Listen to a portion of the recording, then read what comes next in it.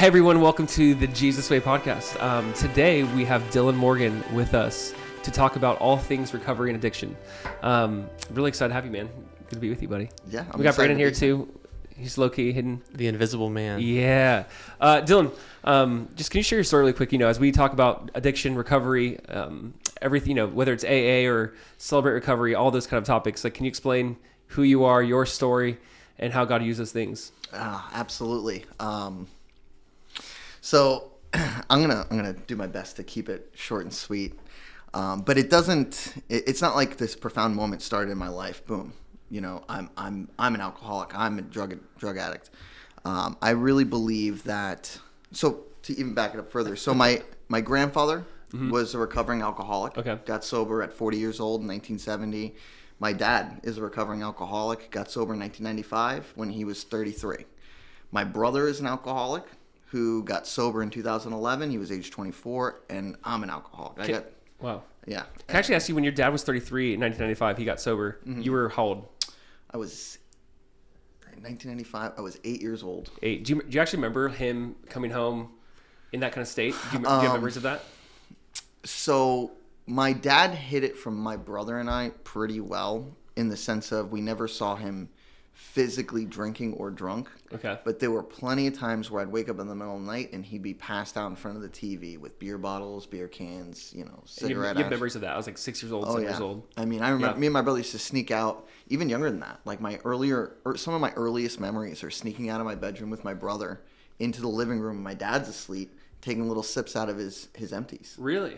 I mean, it was there. We saw, our dad drink it, at that young of age. I want to be like daddy. Wow.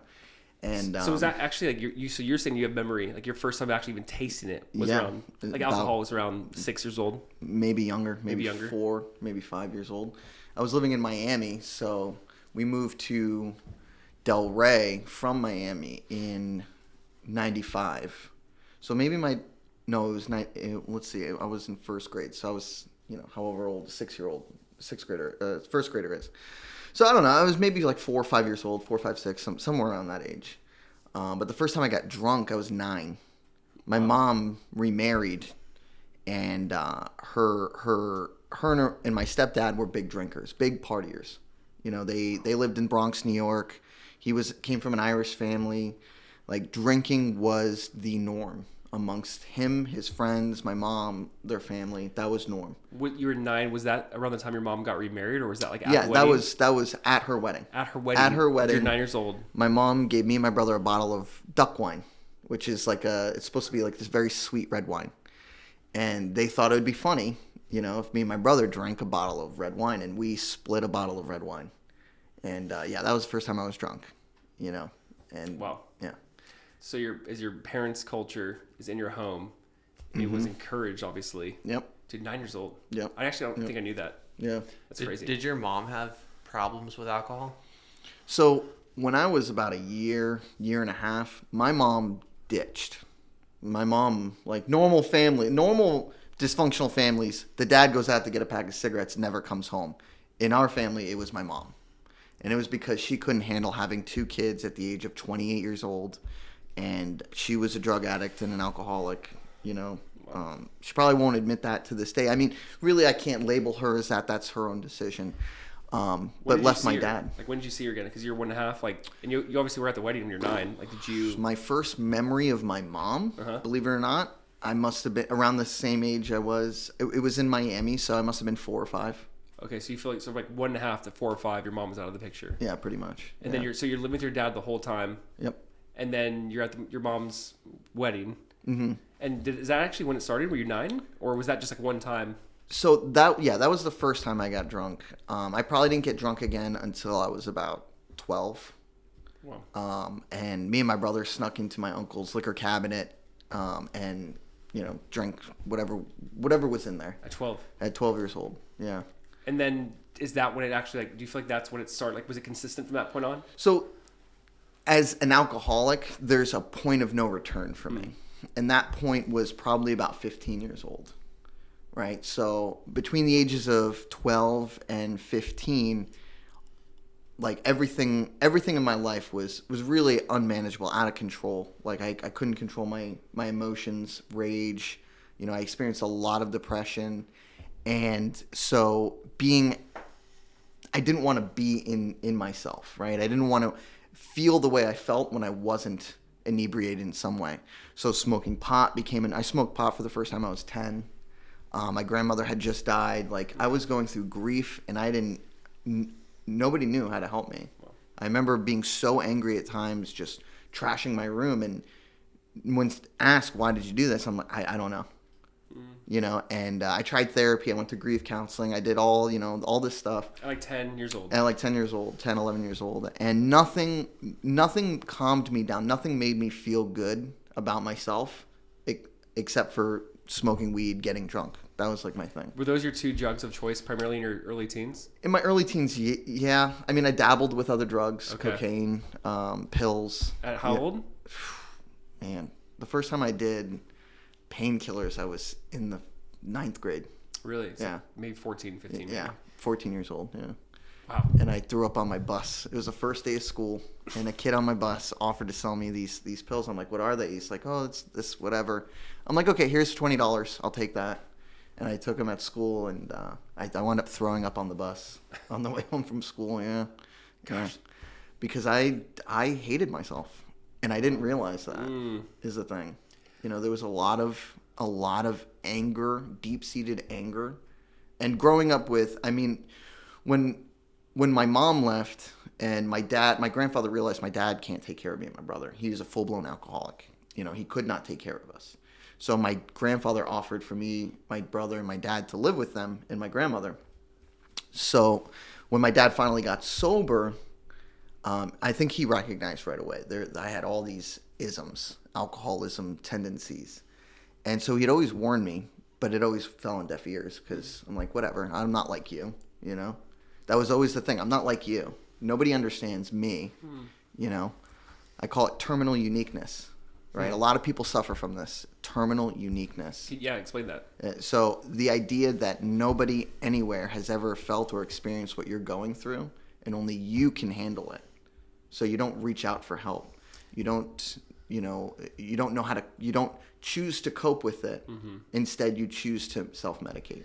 So even though you knew your grandpa at this point, had that background, you knew your dad, you still thought, I'm unique. Oh, yeah. I mean, at 8, 9, 10, 11 years old, I was going to AA meetings with my dad. Wow. You know, not as an alcoholic. Sure, no. Like, it's Sunday morning. Yeah. I had a choice. I could go to Catholic church or with my grandparents, or I can go to AA meetings with my dad.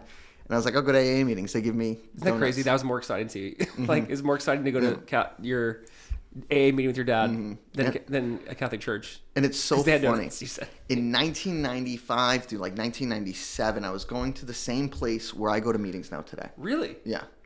It's the same exact clubhouse. Have you actually shared that with the group there? Like, I came here. No way. They know my grandfather. They know my dad. I didn't know that. There are guys in my home group who have been sober like 30, 40 years who know my family. That's unreal. I want to get to that, but I almost want to keep going through, like, when you said you're 15, you got to the point of no return. What does that mean exactly? What does that look like? Every waking moment was, how do I get drunk? Okay. And every time I drank, I got blackout drunk. It was never just one or two. It was never just a few. It was like, I will drink until I'm not capable of drinking anymore. And that's how it was from about the age of 15 to the age of 25. Wow. A decade, 10 years of your life. Yeah. And at that time, did you recognize that was abnormal compared to your peers? Were you like, oh, this is a problem? Or were you just like, maybe everyone's doing this in private? Or like, what was that like? That's it's funny. I just shared about this at a meeting. I read Catcher in the Rye, right? And I was okay with being insane. And I knew I was insane. At 15 years old, 16 years old, I knew I was different from my peers. But because of that terminal uniqueness, I separated myself from anybody I deemed normal. And the uniqueness almost becomes a weird type of superiority. Exactly. And it didn't help that I was also incredibly intelligent. You know, I don't mean this to boast. No, please elaborate. I don't mean this to boast. I'm just kidding. But I was more advanced in all of my schooling from a young age. You know, and when I was in the 7th grade, I actually got kicked out of school. I got caught selling fake joints to people. and I got recommended for expulsion. In Palm Beach County, once you go through a certain period of time, it's either your expulsion sticks or it doesn't. And it didn't for me because it was, determined that it was fake marijuana. Mm-hmm. So I went back to school, and they're like, okay, you're not being challenged in school enough, so we're going to advance you into a higher grade. So I actually got moved up a class. So when I was in 7th grade, I was taking like 9th grade classes. Interesting. I didn't know that. Yeah. So I was, yeah. And it is interesting. You're reading a book like Catcher in the Rye, like you described to us earlier off camera, but the idea that you so identified with this character and you justified now your actions through their normal. Insane. Yeah. It's okay for me to be insane. So therefore, everything that I'm doing is normal to me, but it's abnormal to everyone else because they could never understand. Wow. Can you describe that decade? I'm just really curious. From 15 to 25, that's an insane amount of time. And were you were you functioning alcoholic by 16? Like, how do you even have a job or graduate high school? Like, how do you have a decade of blackout drunk? Like, you said you're blackout drunk and you just drink. Mm-hmm. So I was also incredibly manipulative and deceptive, right? That was my MO. If we were in any kind of relationship, friend or even parent or teacher or work and whatever, my MO was always to manipulate and get my way out of this, somehow get on top, So, for example, when I was 15, I convinced my dad I didn't need school anymore. And so I got my GED at 15. And he didn't believe me. He's like, I don't think this is a good idea. I'm like, listen, if I can't pass my GED test on the first try, I'll go back to high school. I walked in there. I got a 98 on the GED. I was done with school. And I convinced my dad of it. I didn't realize that. So you're actually like a sophomore age, 15 years old. Well, my freshman year, I actually failed. So I was about to repeat freshman year. So I actually only have, technically, an 8th grade education. Nice. Yeah. I did not know this. Right? So and you just take the GED and your dad's like, this is great. Mm-hmm. This is I great flunked all Fs 9th grade. Okay, so what do you do at 15 when you graduate high school? You get a job. So at 15, 16, you had your first job? Yep, I had a full-time and no more job. school? Yeah, I was done with school. Wow. So I would work. I worked at a church. My first job was at a church. I was a maintenance man. And I worked full time. It's ironic. It's Dude, we don't screen. We just go, hey, you have hands and a heartbeat? Mm-hmm. Let's go. Well, no. So the main pastor of this church was really good friends with my grandfather. Oh. My grandfather got me the job there so that I could be confirmed Catholic. Gotcha. Okay. But at this point in my life, I knew I wasn't a Catholic. Without a shadow of a doubt, I knew I am not Catholic. So you're 15, out of high school, or out of, I guess, middle school. Yeah. You have your GED, and then you start working at a Catholic church. Mm-hmm. Yeah. Also, just a side note, you're like the perfect trope of the primary suspect in every like murder mystery where it's like, who's the janitor? Well, he's this blackout, crazy alcoholic. It's like, maybe, but it's always like the misdirect. It's like the obvious choice for the killer. He's in the corner of the room. Exactly. Oh my gosh, dude. That was me. I was really suspect, dude. Wow. I was really suspect. I used to steal food from the church. Whatever. I would sleep on the job, man. I took advantage of that church every chance. Dude, I did not even know. I actually did not know that part of your story. Dude, it's crazy. Because I thought you were, so I remember you worked at a restaurant. So you did that, and then once you're able to like wait tables or... well, in the state of Florida, you can't serve alcohol until you're 18. Okay. Right? So most restaurants won't hire you unless you're 18. Sure. So from the age of like 15 to 18, I took odd jobs. I worked at Wendy's. I worked at, I did sales. Yeah. One of my favorite jobs was Liberty Medical, which was a prescription drug. It was like a mail order pharmacy. Right?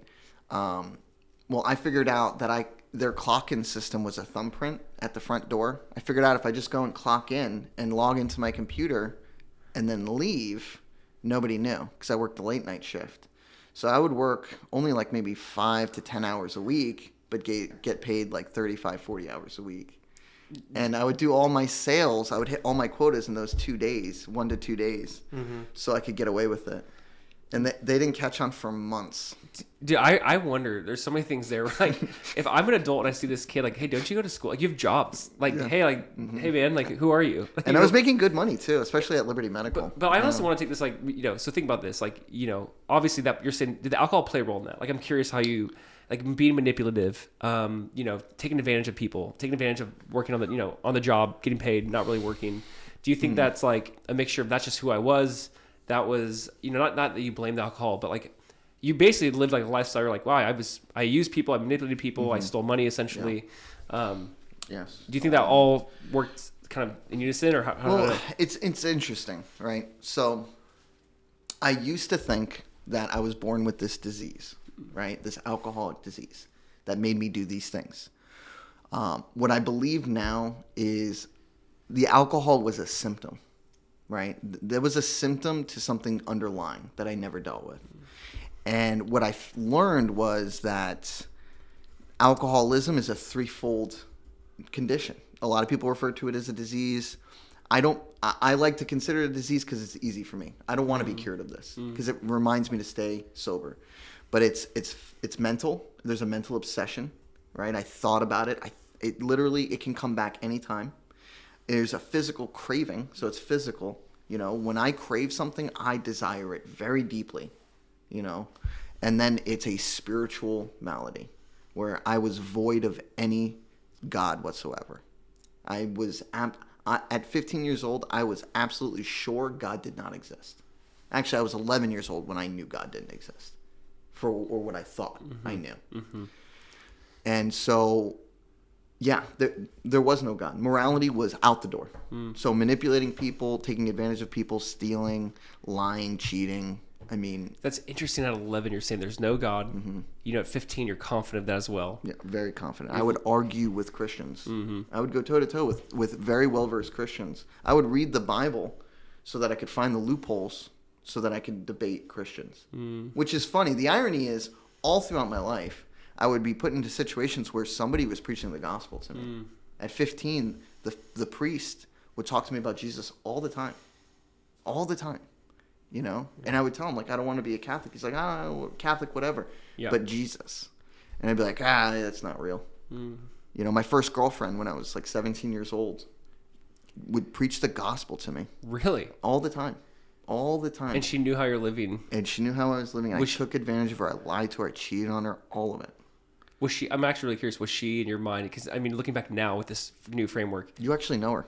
Oh, really? Yeah. I don't want to ask you. Yeah, I'm not going to say any names. I'll tell you another time. But you actually know her. But was she a believer at that point in time? Yeah. She was truly a believer. She was 17, I guess, though. Yeah, 17, we were, not making good decisions. Yeah, not a lot of good decisions. But she still felt the need to preach the gospel to you. Mm-hmm. And it's insane when you think about that, because obviously I feel like so often we can meet people who are very, they're an atheist. Well, they're an alcoholic. Well, and it's they'll never come. And it's just I'm sure for everyone who felt like maybe they're wasting their breath and wasting words on you, but to see now where you're at, it's just such an encouragement to know maybe it's the 10,000th time you've shared the gospel. Yeah. That's just encouraging, because I actually did not know that either. I just did not know that there's all these people coming down your path.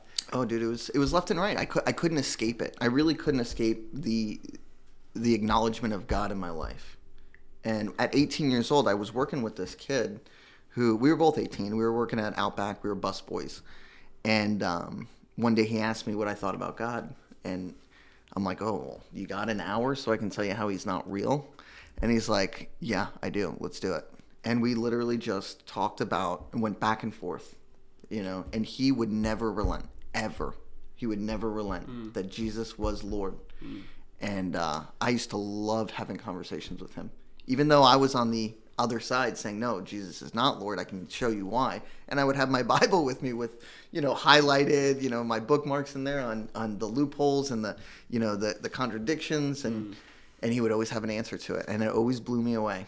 Do you still know this guy, or do you have No, he went on actually to move to Tennessee and become a very well-known country music star. Yeah. What's his name? Morgan Wallen. No. Dude, your life sounds like Johnny Cash. It just sounds so bizarre. He's actually a well-known musician in Tennessee. Yeah, I can't remember his name, dude. What? I was drunk most of the time I hung out with him, I want it to be like Brad Paisley or Rory Williams. No, I wish. I would call him and be like, hey, guess what? I know Jesus. Yeah. He'd probably love it. I saw him on Facebook once about 7 years ago, and I sent him a message, maybe 5 years ago when I first got sober. And I made some quick amends, hey, you know what? I never should have said the things I said about God, And it was quick. He's just said thanks, It was nothing big. I have one quick. I don't want to interrupt the flow of the story, but one quick clarifying question I want to understand. Why did you hate yourself so much so early on in your life? Because I feel like not everybody does. I think that may be helpful for people to understand. Sure. You. Yeah. I mean, just to kind of put it into perspective, I didn't know why until I was about 28, 29 years old. I had already known Christ. I'd already been sober, and it took intense therapy to figure this out. But, when you're a baby and your mom abandons you, you don't realize how important having a mother's love at a young age is, right? Even, I mean, there was a lot. I had a lot of mommy issues is basically what it was. And then at 11, the closest thing to a mother, my grandmother, died of cancer. And it was a brutal battle with cancer. And so, and she was she was the one who really pushed me to go to church, know God, and things like that. So that's when she died, I'm like, there's no way God can be real. No way God can take two mothers away from me. And this was all subconscious. You know what I mean? And so, yeah, it was a lot of hatred towards my mom, a lot of hatred. And it took me years to actually confront her and myself about that hatred.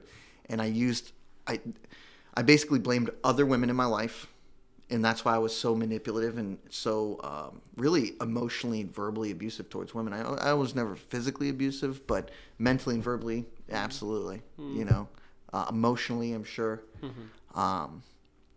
And I used the booze to kill the feelings of worthlessness, right? The inebriation gives you this self-confidence, this fake self-confidence. And it was easy for me to feel good about myself if I was drunk. But that also led me to get into a lot of fights and get beat up a lot. Being a little guy, I would pick the biggest guy in the room and I would just talk smack until he punched me. One time I got into this. Was that like the goal? Until he punched me? Like, were you just trying to see what you could get out of him? Like, trying to rile him up? Yeah, that was my MO. Yeah. I just didn't care. And I was like, I'm tougher than you. And I'll show you. I'll prove it to you. I'm this big guy. I'm this important big shot. Sure. There were a couple times. One time I got into it with this big dude, friend of Chase's actually, and we were playing pool. And I pushed him, and he picked me up and bear hugged me. This was a big guy. Yeah. Big dude. And I headbutted him in the face. And I actually hit his forehead with my nose. Gave myself 2 black eyes. And I had to go to work the next day like that. It was so embarrassing. But that was the kind of stuff that I would do. One time I mouthed off to this biker. We used to hang out at this biker bar. And I didn't know this, but he was like connected with this very dangerous biker gang. And so he wanted to play pool. We were playing pool. I was mouthing off. That was, always what I did. And he walks away, and some dude comes up to us. He's like, "You guys better go." I'm like, "Absolutely not. This is our bar. This is my pool table. Nobody's going to tell me." He's like, "No, you got to go. You got to go, or else something really bad's going to happen." And I'm like, what are you talking about? So Chase called his dad, and his dad was also very connected to this biker gang. His dad comes down, talks to the guy, and the guy comes up, he apologizes. Like, this is all really bad for my ego is what it was. The guy apologizes to me, and he's like, "Don't worry, it's your table." I'm like, I don't know what just happened, but no, you can have it. Later on, the original dude who told us to get out of here tells us, like, that dude was going out to his truck to get a pistol to shoot you because you don't know who you're messing with. Like, you need to keep your mouth shut around here. Like, that's the kind of stuff I dodged. Literally dodged bullets many times. Yeah, because you're saying, looking at your life, you got into fights with random people. You're lying, manipulating, stealing. It led to this dark path. And so, like, now 18, you're working in a restaurant. 18, 25, I am very curious kind of what were some wake-up calls? Did you have wake-up calls? What helped you snap out of it a little bit? I know you've had some kind of scary moments like the gun thing. Like, I know you had some other scary moments, but it's weird how none of those, like, woke you up initially, right? Like, the first time you shared your story with me, or, like, I flipped my car, or I had a DUI, it's like all these things. Or maybe you actually didn't technically, but can you explain that? No, I never got a DUI. I used to drink and drive a lot. And when I was 22, so what I would do, every time I ruined my life up to a certain point, I would get up and go somewhere else, right? I would just leave. I would think all my problems would be left behind. And so when I was 22, I lost my job. I was drinking on the job, and I got fired. And I was seeing this girl. She invited me to come live with her. I'm like, no. My mom's like, "Well, I'm living in Arizona. Why don't you come live with me? We don't really have that great of a relationship." And I was like, "Okay, cool. That probably sounds like a good idea." So my life was in shambles anyway. So I picked up everything and moved, out in Arizona, I couldn't stand it there. I wound up picking up a severe drug problem, heroin, crack, anything that would really get me high. And my drinking actually got worse because I recognized the drugs became a real issue. I actually came back to Florida for a couple weeks and detoxed on my friend's couch. Got off the heroin. Never touched the stuff again. How long were you using heroin for? 6 months, a year, something okay. like that. But it got dark real quick. And I realized very quickly, like, I don't want to be like this. This is way too far for me. I've gone way too far. And so when I came back to Arizona, I used alcohol to help me detox from the drugs. So now, not only was I blackout drinking, but I was drinking like a handle of vodka or tequila almost every single day. And if I didn't have hard liquor, I would easily drink a case of beer by myself. And I could drink all day long. And a lot of times I would. And so smoked a lot of pot, drank a lot. And again, I was flunking out of college. I tried college. And I was like, this isn't for me. I was flunking out is really what it was. Couldn't get to class on time. I would take like these 5 p.m. classes. And I still couldn't wake up in time to get to class sometimes. My life was in shambles. Again, I did it in like 2 years. And so I was out there in Arizona 2 years. And I was like, all right, I'm leaving. I came back to Florida. And I must have been back in Florida for like 4 months. It was my birthday. I was so drunk, and I used to practice saying my ABCs backwards. I used to practice walking straight lines. I used to practice all the stuff that they would do on a typical DUI check. I would practice those things so when I was drunk, I could do them naturally. And I was at a friend's house, and he's like, you better stay. Give me your keys. I'm like, no, I'm totally sober. And he's like, no, you're not. No, you're not. And he's like, all right, walk a straight line. No problem. He's like, all right, say your ABCs backwards. No problem. All right, stand on one foot and touch it. No problem. He's like, all right, I guess you're not that drunk. Here are your keys. I was very drunk.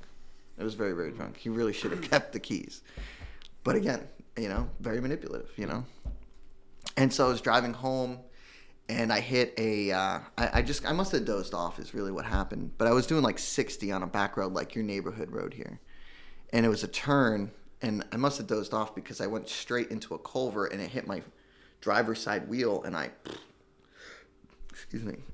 flipped it into somebody's yard, and I destroyed their yard, their driveway, my car, right in the middle of their yard. And that was the first time I totaled a car. The thing was like a tuna can, just crunched. And I kicked the door out, got out of the car, knocked on the lady's door and said, call the cops. I crashed my car. I need an ambulance. And she's like, get off my lawn. I'm like, what? Call the police. I just crashed my car. Look. She's like, get out of here. Just get your stuff and go. I'm like, okay. So I just waited for the cops to come. Somebody eventually called, and the cops came. And the cop literally pulls me over the side, and he's like, listen, when I was your age, somebody gave me a chance. I'm going to pass that good deed on to you. I'm going to give you a chance. Just go to the hospital and you don't get a DUI. And I was like, what? He's like, yeah, the lady in the house actually she's a known crackhead. The cops come out here all the time. She doesn't want to press any charges. So no property damage. You just get your stuff and go. And it's crazy when you hear that because you're thinking, wow, like, is that God's grace you didn't get caught? Or would it have been better for you to get caught? Because your life didn't change there, right? That wasn't like a defining moment.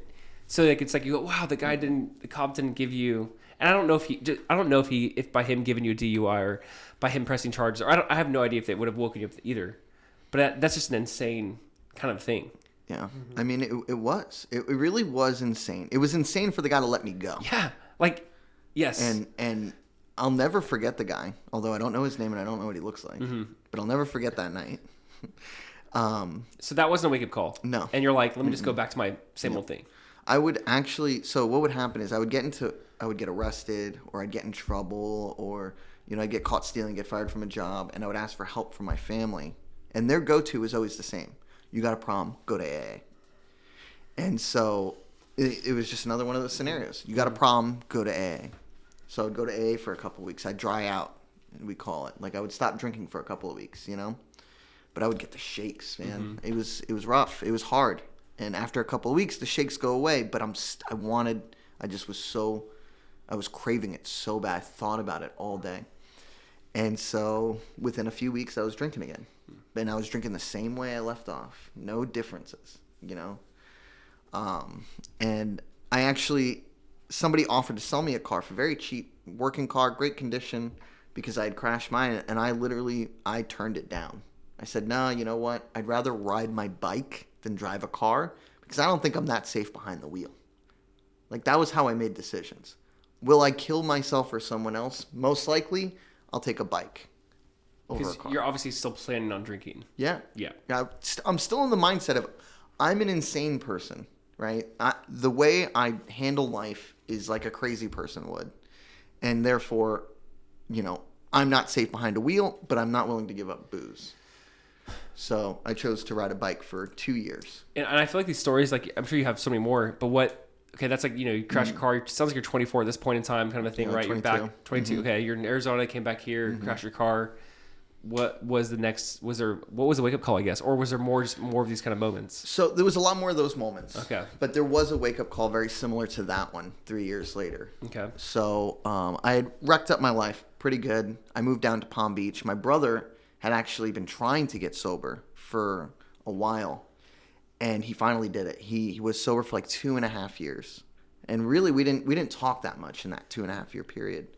And I told him, like, hey, my life is in shambles, dude. I need help. He's like, okay, come move down to Palm Beach. You know, come live with Pop, with our grandfather, and he'll help you out. I'm like, okay. So I did it. I moved down here. Literally, my entire life could fit in the back seat of a car. You know, that's how I lived. And so I get down here, and I dried out a few weeks, done drinking, but then it started again. You know, and very quickly, my grandfather knew what was going on. He's like, all right, here's the deal. You're not allowed to bring booze in the house. You're not allowed to bring smoke weed in the house. No women in the house. If you get drunk, don't come home. I don't want to see you. He's like, if I catch you drunk in my house, I'm throwing you out. So I didn't have a lot of options. So a lot of times I found myself sleeping in my car at a parking lot, at the beach, whatever. I mean, I'd been homeless by choice before, you know, multiple times. So this was no big deal, whatever. But then one night I was showing off with some friends. I was driving a Mustang at the time. And I lost control making a turn, and I totaled it. I crashed to this day, I don't even know what I crashed into. I was so drunk. I have no idea what I crashed into. And I just knew that the car was totaled. And I got out of the car, and I've never felt this way before. I was so defeated. I literally I got a glimpse of my life, and I'm like, my life sucks. I am miserable. I hate myself. There's only one place I really need to be. I need to be in jail. That's the only place I will be safe from myself. Wow. So I made the decision to go to jail that night. Wasn't in God's plan. I'm standing there just like slumped over, you know, like, you know, drunk. Were your friends in that car? Because you said you're trying to show off. I was by myself. Oh, I thought you said you were trying to show off. So they were in the car right next to me. Oh, okay. They just keep going? They sped off. They saw me crash. They came back around. They're like, "What are you doing?" I'm like, "Just go. I want to go to jail. I'm done. My life is over. I just want to be done." You know. Yeah. I'm like, I don't want to be anymore. I don't want to be around. You know. I was too afraid to kill myself, but the thought of suicide was there for years and years and years. But I was too scared to do it. So I'm like, all right, jail's the next best thing. You know. They pick me up and throw me in the back of the car and drive away. So I'm like, oh, I guess this is happening. So I call up my brother, who, you know, it's the middle of the night. It's like 3 o'clock in the morning. He actually answers his phone, which is rare for him. Like, it's like, what, 10 o'clock right now? If I called my brother right now, he would not answer the phone. But by some miracle, he answered at 3 o'clock in the morning. And I told him what happened. He says, turn off your phone, go home, go to sleep. I'll take care of it. I was like, okay. He makes a couple of phone calls. A guy we went to middle school with. He's still friends with him. Ran into him a few days earlier. He calls him up. He's a Boynton Beach police officer. He's like, yo, my brother crashed his car. Can you do something about this? He's like, all right, I just got off my shift, which wasn't his normal shift. Like, all of this is God's intervention, dude. And he goes to the scene of the accident. The guy writing up the scene of the accident is his best friend on the force. He's like, just tow the car. Don't worry about it. Don't file don't file anything. I'll take care of it. So another time, kind of got out. Did that, like, I don't know, what did that do for you? Were you like, I can keep getting away with this? Did it build that kind of, or was it like a, wow, I'm thankful? Like what did... So at this point in my life, every morning I woke up with an absolute feeling of dread and frantic, right? So I woke up that morning absolutely frantic. Where my normal routine? Where's my phone? Where's my wallet? Is there any money in my wallet? Where are my keys? Where's my car? And not to mention, where am I? Right? That's how I woke up. Where am I? I was in this girl's room. It was clearly a girl's room. The walls were painted pink. It was a small bed, so it was a little girl's room. I'm like, where am I? And my friend comes in. I'm like, and it like starts coming back to me. Like, oh my gosh, was that real? My friend walks in the door. He's like, yeah, Dylan, by the way, everything that happened last night was real. You totaled your car. You're screwed. The cops were there and everything. I'm like, oh no. I answer my phone. I turn my phone on. I have like 100 missed calls. My dad, my brother, and my grandfather. I'm like, wow, my life. I've ruined my life yet again, and I have nowhere else to go. So I go and I confront my family, and they're like, Dylan, like you have a problem. Like my brother is like the only man in my life. My brother and my grandfather. My brother was the only guy in my life at the time where I believed everything he said and I trusted everything he said. And he says to me, you know what, Dylan, I did you a huge favor. You're not going to jail because of what I did for you last night. So you just got to do one thing for me. I'm like, anything you want. He says, go to an AA meeting. Go for every day for 7 days. And I'm like, okay, I could do that. You know, in my mind, I'm thinking, yeah, I've done that before plenty of times. And so I started going to the 7 a.m. meeting in Delray. But I don't know what it was. After a few days, I'm sitting in the meeting. They read these promises at the meeting, right? Actually, I want to share them with you because this is what kept me sober, and it's going to take me a second to find it real quick. But they're called the 9th step promises, and they read it at every meeting, and I remember thinking to myself like, "There's no way these promises come true in my life. There's no way." And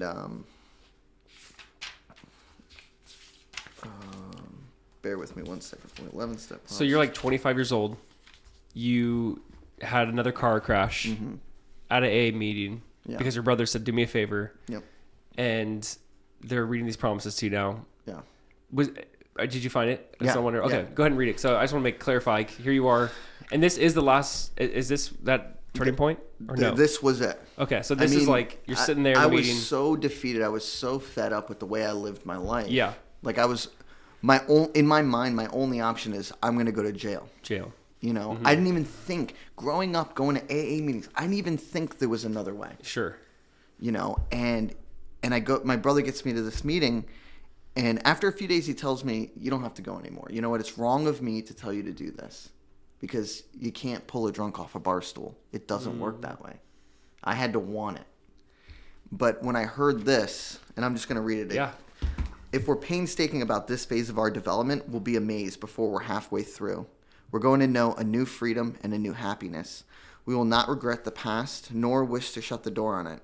We will comprehend the word serenity, and we will know peace. No matter how far down the scale we have gone, we will see how our experience can benefit others. That feeling of uselessness and self-pity will disappear. We will lose interest in selfish things and gain interest in our fellows. Self-seeking will slip away. Our whole attitude and outlook upon life will change. Fear of people and of economic insecurity will leave us. We will intuitively know how to handle situations which used to baffle us. We will suddenly realize that God is doing for us what we could not do for ourselves. And they always ask, are these extravagant promises? And the answer is, we think not. Dude, this is like liturgy almost, right? Like it's interesting. And you're reading from the big book, right? Yeah. And what about these promises that they're reading? What was the thing that yeah, that's it? Because you said, I don't think this is possible for me. But what? I would literally sit, if I were ever sitting by myself, right? I would only think about things that I had done. And I knew I had some moral compass, you know, because I would feel so much guilt and shame and regret and just like I couldn't be alone because those memories would come back to me. Like things I would do in a blackout would suddenly just pop back into my head. Yeah. And I'd be like, I'm like, I can't live with this. Yeah. And I would have to be drunk again. because I would try and kill those, or the feelings of absolute. I don't even know how to describe it. It's almost like, like being thirsty for water in a desert for days, but those are your emotions.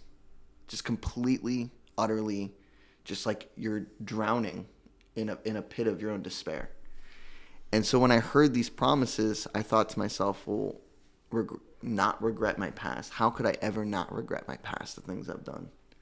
How could I ever know how to handle situation? I'm constantly baffled with new situations. If I stub my toe, I don't know how to handle it. Like, it talks a lot about the fear of people. I was so terrified of people. I couldn't be sober with another individual person because I would be so anxious, so afraid of what they would think of me. If they only knew who I really was, they wouldn't want to be anywhere near me. Like, there was a lot of fear. And in those promises, I heard there is a way. There is a way out. You can be okay. You can be good. And so within a few days, man, I was like, yeah, I want those things. I want economic security. I don't want to be afraid of people. I don't want to regret my past anymore. I don't want to be baffled by life. And so I just kept going back, and I got a sponsor, and I started working the steps, and I worked them thoroughly. Today I believe my life verse is James 5:16. Through prayer and confession, healing begins with prayer and confession. Like that, because I had to be so honest for the first time in my life. I spent the first 25 years of my life completely just lying about every aspect. When I was living in Arizona, I used to go to these parties, these college parties. I would literally make up personas and then be that persona for the entire night. Just make up people and then become that person because I hated myself so much. And now we're talking about I can be me, honestly me, and you know what? I learned a lot. It's none of my business what you think about me. So I get to be me. That person who did those things, that person is dead. This new man, well, he's free, and he could be whatever he wants to be. I have an 8th grade education. I own a business, a very successful business. I'm married to an incredibly smart, beautiful woman today. And like that man at 25 years old, none of those things were possible. And I want to get to that so bad, but I'm also like, this is so interesting. So was that actually the last time you took a drink, 25? Yeah. So February 7th, 2014 was the last drink I ever had. Dude, it's awesome. I have it written down in this book, so I never forget. So you hit 8 years this year? Yep. Let's go, bro. That's amazing. Yeah. And now I have so many thoughts and comments because you're still not a Christian at this point. No. Obviously, even that big book, there's certain, like, it's interesting, right? So it sounds like a liturgy, like, we'll read this, everyone says something after. It sounds, they mention God in there. Oh, there's so many, and I'm excited to talk about this now because there's so many misconceptions, I think, around AA, especially within the church. I think sometimes it's like, I kind of grew up in, I think, an environment where it's like, you don't need that. You don't need AA. And I understand why it's like, all you need, I don't need 12. I've heard this like a lot. You don't need 12 steps, you need one. Jesus. And and in reality, like that, there's a part of me that's like, I deeply believe that. Like, I deeply believe that. And I think, and I want to get to that about your story. But there's also some things in the book, whether it's confession, whether it's making amends, kind of like reconciliation. There's some of these steps that are so based out of Scripture. They're so gospel, like reconciliation ideas or confession, like confessing your sin one to another. If you confess your sins, He's faithful and just. There's this like element, but it's still missing the most important thing because it's not. How can Dylan go from being a blackout drunk, ruining his life, wrecking cars, living crazy, to now he's sober? Because that's a beautiful story, but that's still not the story we're here to like celebrate. There's like more than that. But so I want to know, like, you're 25, you're still an atheist, right? Yeah. Like you have a sponsor now. Like, what led you then to the journey of maybe there's a God or maybe now Jesus, and like how did Jesus play a role in this? Did you look back and did your view of the steps change? If you can kind of speak into some of that. Yeah. Actually, this is my favorite part, and I do believe Jesus is in AA. Sure. And that man has taken Jesus out of AA. But I bring him back every time I go into a room. right? Because I believe, and I'm a man of AA, right? I'm a Christian first, right? So I want to put that out there. But at this point in my recovery, yes, I was an atheist. I was a self-proclaimed, because there's very some sort of like atheist. higher power kind of communication, right? And yeah. And can you explain like the mindset maybe behind? Because I feel like you've explained this to me a little bit off camera, which was helpful for me in my understanding of AA. Because from my understanding, and you can please speak into this, the origin, even the guy who kind of created the steps, it's like I want everyone and anyone to be able to participate in this to experience freedom. Yeah. But I do hope that the higher power eventually, like, it's almost like a way for them to eventually believe in God, eventually believe in Jesus. I could be off in that. But could you kind of speak into, and maybe even your sponsor and kind of how that led you to where you are today? Well, so real quick, I just want to mention, so the original founders of AA were Christians. Okay. Right? And the guy one of the most profound founders, this guy, Bill Wilson, he had this Christ moment in a mental institution. And he actually talks about it. And he uses very Christian language. And I'll get back to the origins of how it was a Christian organization to start. But for me, my, being an atheist, the second step is came to believe that a power greater than myself could restore me to sanity or restore us to sanity. They use a lot of those words, us, we, things like that. So I told my sponsor, I'm like, I'm going to struggle with this. We're going to have to take our time here, because one, I knew I was insane. But two, I didn't believe there was any being greater than myself, right, that I couldn't cook up on my own, And he presented a logical fallacy that I couldn't wrap my head around. Okay. And he said, do you believe that I believe in God? Sure. And I thought, at first I was a little, not perplexed, but I was a little annoyed by that question because, you know what, I couldn't argue that fact. I said, of course I believe you believe. Yes. But that doesn't mean I believe. He said, that's all you need. You just need to believe that I believe.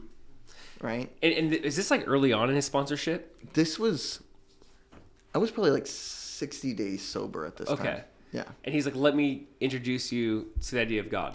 Yes, it was immediate. It was immediate. Like it took me like 30 days to get what we call mucus, like get the fog out of my brain. Gotcha. Yeah. I was still like I didn't sleep for 2 weeks when I put down the booze. Yeah. I couldn't string together really sentences. And can you also I'm actually curious if you can speak into that because there's obviously people who it's like, well, if you get off it cold turkey, you could die.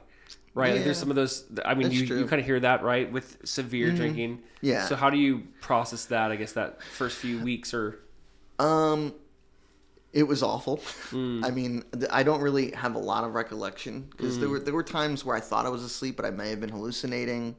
I never had seizures, but that's common. Okay. There's only 2 drugs that you can withdraw from and die, and that's alcohol and anti-anxiety medications. And I don't know if most people know like that, how severe it is, how addictive it is, how withdrawing it can, like you said, it's led to death for many. I mean, it depends on the individual. It depends on how hard they were drinking. So at the point that I was in my life, I was only 25. I'd only really had 10 years of hard drinking. Really the last 5 were really severe. So I wasn't to the point where I needed hospitalization. Thank God, But it depends on the situation. There are plenty of guys that I've met where I'm like, yeah, AA works, but you should probably go to a detox center because you'll probably have seizures. You'll have seizures. You'll need medical attention. Yeah. So there might be There's medication that they'll give people to help them wean off withdraw from it. And that's in severe cases. But you also, I mean, we're somewhat of a severe case. I mean, I get that wasn't 30, 40 years, but I mean, you're a huge part of your development, your teens into your early 20s. I was like a mid-grade bottom. Wow, okay. All right. My sponsor was a low bottom. Now, was your sponsor like daily? Because, I mean, the first few weeks, I'm sure, were so difficult and the withdrawals were so heavy. Like, did your sponsor call you once a day, twice a day? Well, at the time, I was living with my grandfather. Okay. At this point, he had been sober like 45 years. So he had a lot of experience with that. Yeah. Yeah. And that's not a luxury a lot of people have, right? Like, you're living with someone who also came out of that. I mean, a lot in Delray in Florida, especially, there's a lot of halfway houses, a lot of treatment centers. So it was almost like I had a halfway house where, my grandfather was the house managers, so to speak. And we got to talk about that. Like South Florida, like Delray is like the recovery capital of the world. Oh yeah. Like, I mean, that's honestly, we could have a whole podcast on that. I mean, there's some documentaries I think just on like Delray, like on South Florida. There's a lot of good, but there's a lot of bad. There's a lot of really dark stuff happening in treatment down in South Florida and in halfway houses. Gosh. Yeah, and they can make a lot of money, and that's probably different, like you said, a different. And it's when you have when your higher power is yourself, it's really easy to take advantage and hurt people. Yeah, and that happens down here. Human trafficking, all sorts of stuff. Man. It's really bad. Whoa. But you luckily had a good sponsor. Yeah. And this sponsor happens to be a Christian, right? Well, no. Or no? No, my sponsor was not a Christian. So he's like a theist? I would say he was a theist. Okay, he was definitely a theist. So he believes in God, like a God. It was just a very rudimentary God. Okay. You know? So, for me, like my spiritual walk started off very slowly, right? Actually, the big book talks about this. We call it the AA book. Yes. We call it the big book. Yeah. Right. By the way, I think you should explain some of that terminology. Yeah. Sorry. Yeah. So the big book, the Alcoholics Anonymous book, is it actually, only 164 pages of the text are the actual textbook. The rest of this are all stories. Gotcha. Right. And then in the very back in the appendix, they have different tools to help an alcoholic who might be new to AA.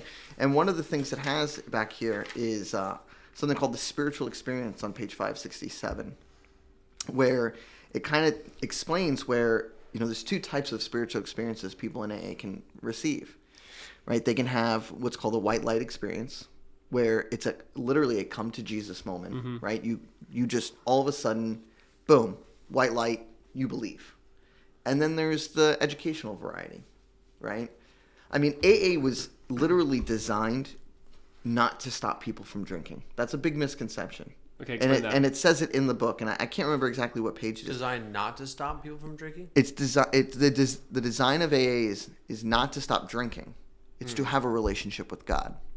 It actually states that's the purpose. That's the purpose of this book. To have a relationship with God. Yes. So that to me is something I feel like many people don't know, let alone the Christians, right?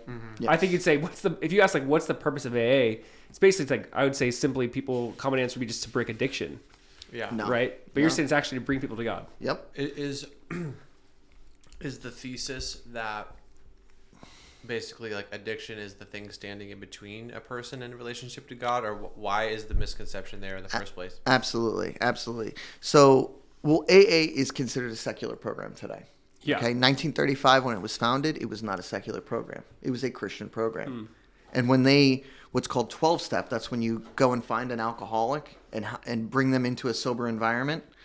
The process was they would call churches mostly or hospitals and, hey, who's your drunkest person? And they'd hand out the number, and then the AAs would go and meet them. The alcoholics would go and meet the drunk guy. And they would take them and ask them a few questions. Hey, do you want to get sober? Like, is this where you? Okay, great. The first thing that they would do is take them to a hospital to detox. And while they're in detox, which was only like a week long back then, they would send in men to ask you questions. And one of the questions was, are you willing to do whatever it takes to stay stopped? And if the answer to that question was yes, the very next thing they did is, okay, get on your knees and pray. Really? We're gonna pray. We're gonna pray to Jesus that you no longer drink. That first question is interesting to me as well, because it does remind me of Jesus. Just it's a weird question, right? Do you want to be made well? When Jesus asked that, I feel like when I read that passage, like, well, obviously, but it's not always obvious, right? There's some people who are like, no. I've talked to several right who are like, I'm happy with living on the streets and having this life. Yep. And I want to maintain this. All the time. Because you said something earlier about that, like you can't drag a drunk off a stool, or however you put it. But that idea of they have to want it, which is hard because you almost want to drag them off a stool, right? Like someone you love and care about. I feel like that would be like something you'd want to fight. Like I want to rip you out of this, but obviously we're acknowledging that you're saying you have to want it. You know what a common phrase is? Don't throw your pearls to swine. If a drunk doesn't want, and that's right out of the Bible. Or do you mean it in AA? Really? In AA, there are so many but biblical verses used in AA. Yeah. We end every meeting the same way. The Lord's Prayer. Really? Exactly as it is in our Christian Bible. Not the Catholic version, but the Christian, right out of Matthew. Yeah. Every single day. Isn't that interesting? And some people would probably just say it mindlessly, not even believing it, right? Like they're obviously they're like you are. You're an atheist saying "Our Father in Heaven." Mm-hmm. You're kind of maybe in touch with your Catholic roots in some ways when you're doing that. Yeah. But how many people are basically saying that? And I do wonder the power even of that, right? Because you're saying this, not believing it at that point in time. And I want to know what okay, give me back to this journey. You're being sponsored. This guy's introducing you to God. And what's bringing you now to eventually to, was it at a certain step you found in Jesus? Was it after all the 12 steps? So, all right. So I got sober in 2014. I got saved in 2016, almost exactly 2 years. Okay. Because it was like right around Valentine's Day where I gave myself to the Lord, right? Mm-hmm. And invited Jesus to, really take me. Mm-hmm. But my journey through that was one of the educational variety, right? So it started off, I had to do things like pray to ceiling tiles. Right, I would lay in bed and I would have to. This was instructed by my sponsor. Now, he asked me, "Are you willing to do whatever it takes to stay sober?"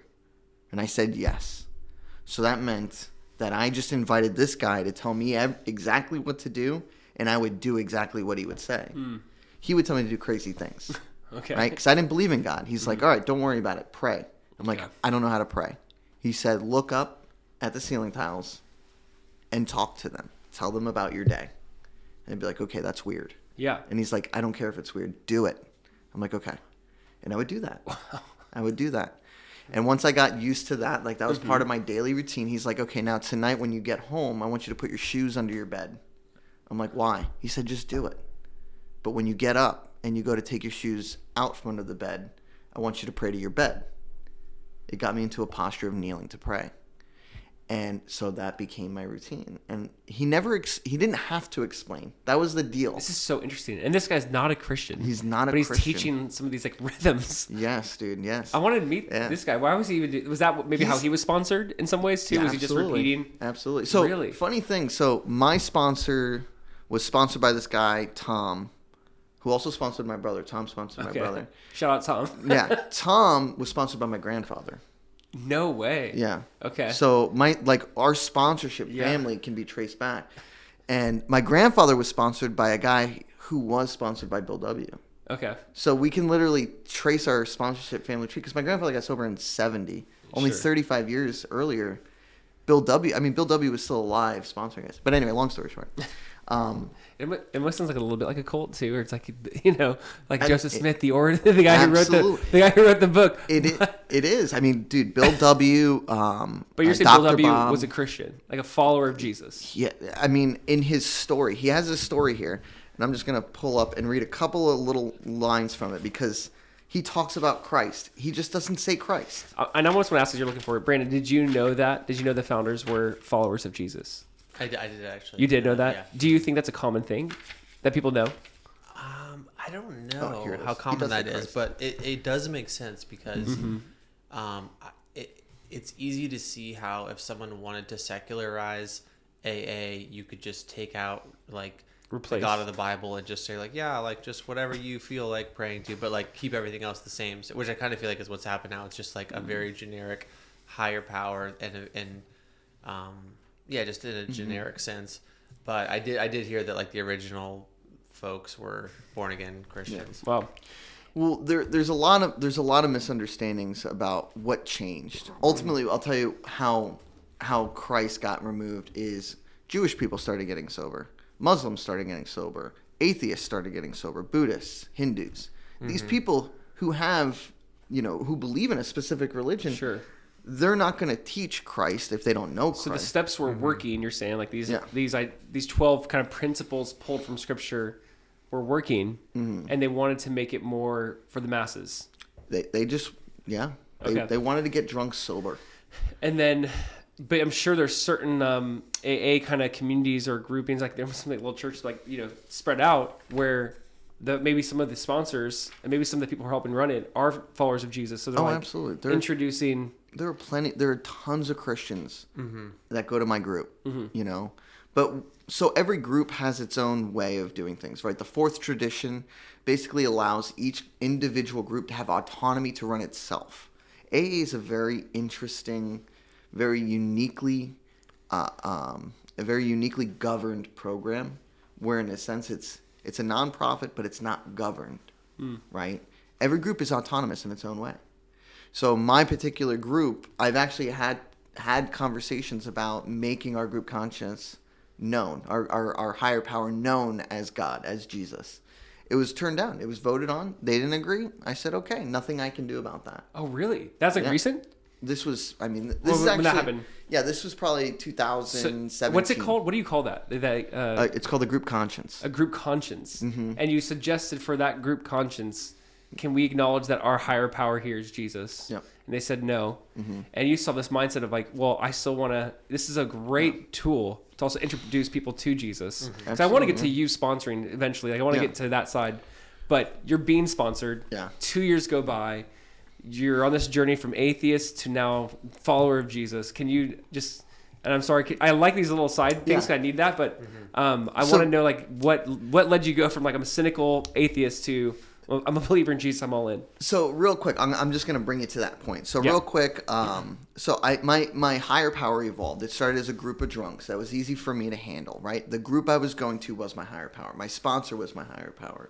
Then it became good orderly direction. Good, solid morals became my higher power, right? And then it's going to seem silly, but at the time, right, one of the ways I kept my mind busy and my hands busy, I read a lot of books. Most specifically, Star Wars books. Okay. So the Force became my higher power. It was a very tangible thing that I could wrap my head around. I actually didn't know that part of your story too, and I wonder how many people actually do that. Yeah. We kind of feel like it was a very common thing. That's like you kind of do see that in just other worldviews in general, but that's interesting. You adopted that. I didn't know that for a period of time. Okay. And so for about a year, I was doing that. Now I finished my steps relatively quickly. Within like 3 or 4 months, I was done with the steps.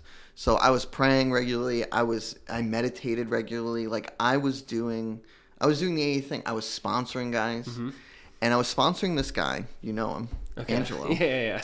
This guy has become like my best friend in life, dude. I love this dude. I met him. I was working with him, and he was literally like, he got sober just a few months after I did. Okay.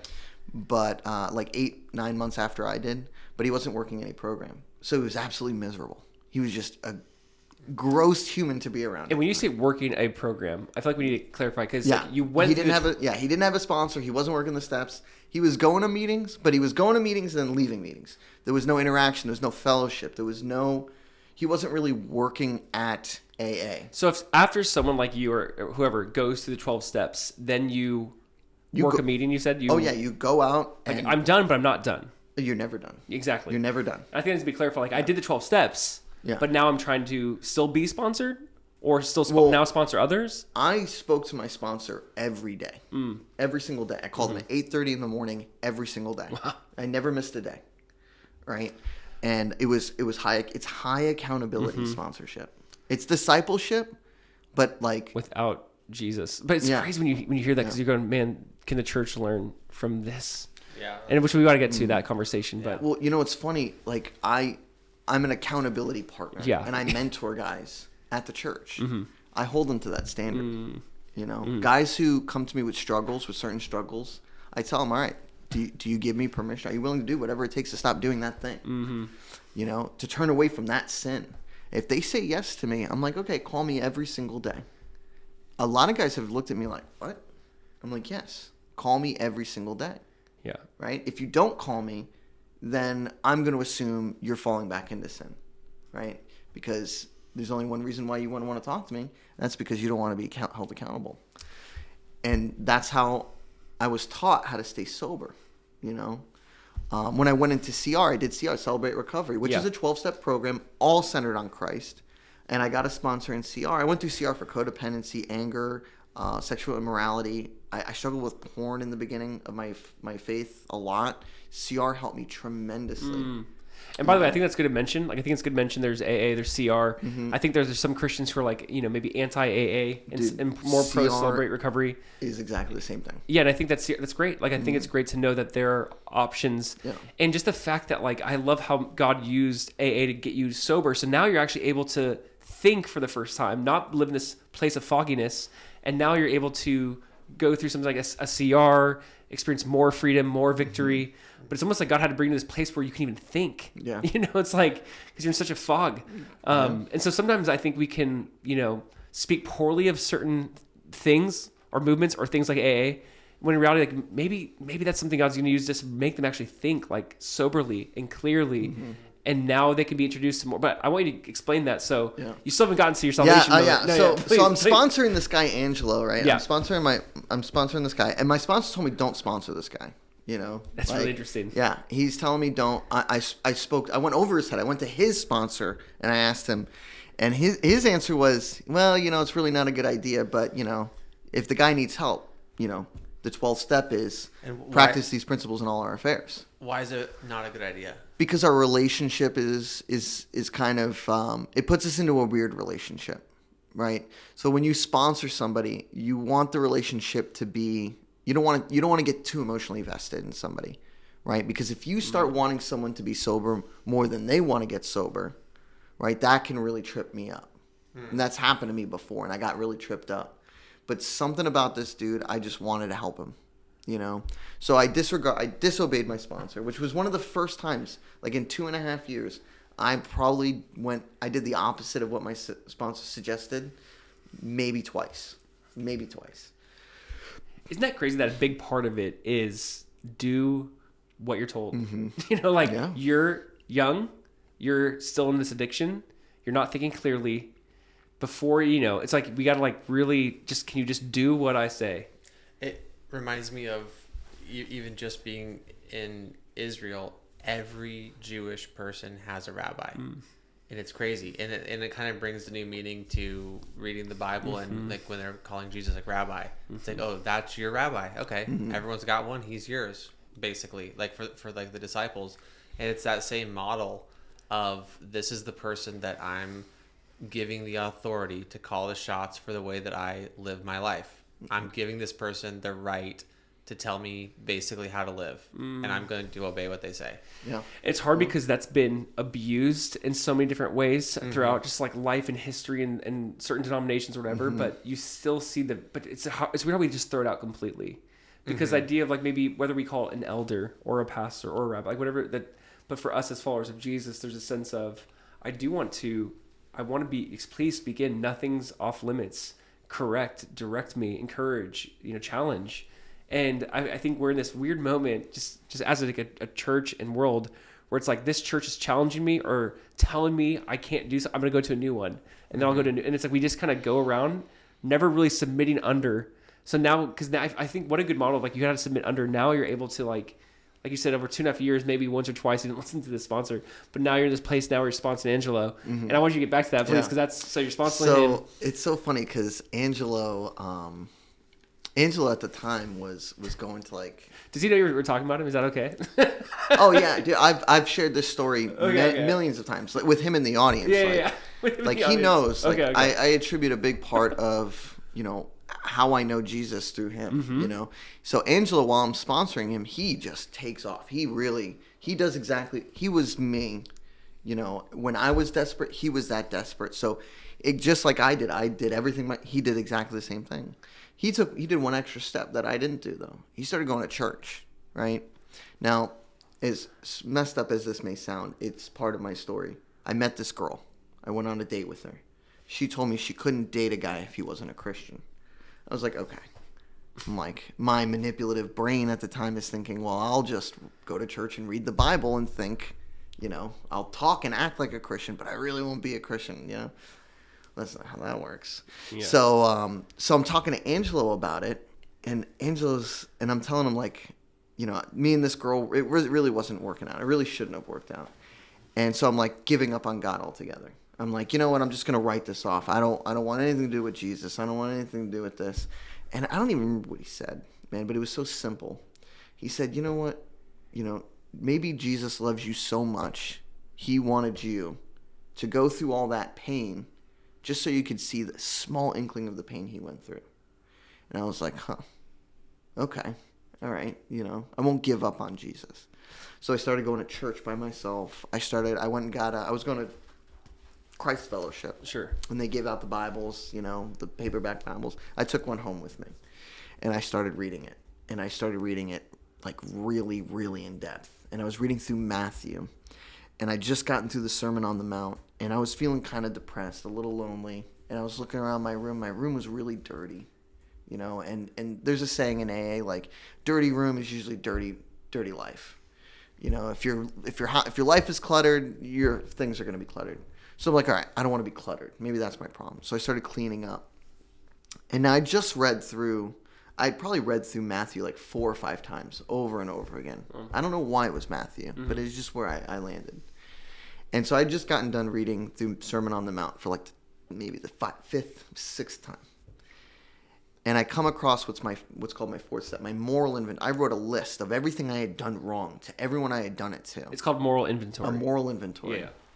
And I came across it. I actually had misplaced it a little while before that. And I came across it, and I'm just sitting there, and I'm like, I'm going through it. Like, as I'm cleaning my room, I'm like, wow, I have hate in my heart. I'm a murderer. Oh my gosh, I've lusted so much. I'm an adulterer. I'm a liar. I'm a cheater. I'm a thief. And I just broke down, man. Wow. I just brought me to my knees. And being as that for the last 2.5 years, anytime I was on my knees, I was in prayer. I just started praying, and but this time to yeah, I'm trying not to get emotional. Hold on a second, because it really was a very emotional moment. And I'm just praying, and I'm saying, God, take this away from me. Make me not this person anymore. Clean my life up. And it was almost like I felt a presence, and it's going to seem silly, but almost like a hand on my shoulder.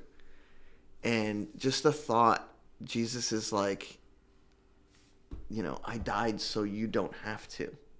I died so this man is dead. I died so you don't have to be this anymore. And sorry, give me 1 second. And then I just kept asking Jesus to enter. Jesus, take this from me. Jesus, take all of this sin from me. And in that moment, he did. And that was it. That my life went down that path just fine, and I was on fire for Jesus. And I treated my faith exactly like I treated my recovery. So the first thing I did is I found a church, my home church, my home group. I found a guy in that church who I wanted to follow, my sponsor. It was John. Yeah. That one. Yeah, He was my mentor, man. He taught me how to read the Bible. He taught me how to pray to Jesus.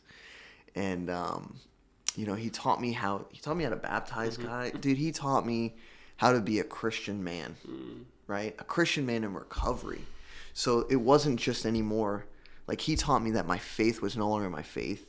My sobriety is not my sobriety. My life is not my life. It is now others. And I became very other-centered, And I left AA. I caught a really big resentment against AA because I got saved, and I'm an egomaniac, man. It's my greatest struggle. My pride is my greatest struggle, because I go to my AA group, and as a believer, I'm like, I'm at our business meeting, and that's when I just introduced the idea of making Jesus our group conscience. Everyone started calling me a Bible thumper because I'm like quoting Bible verses.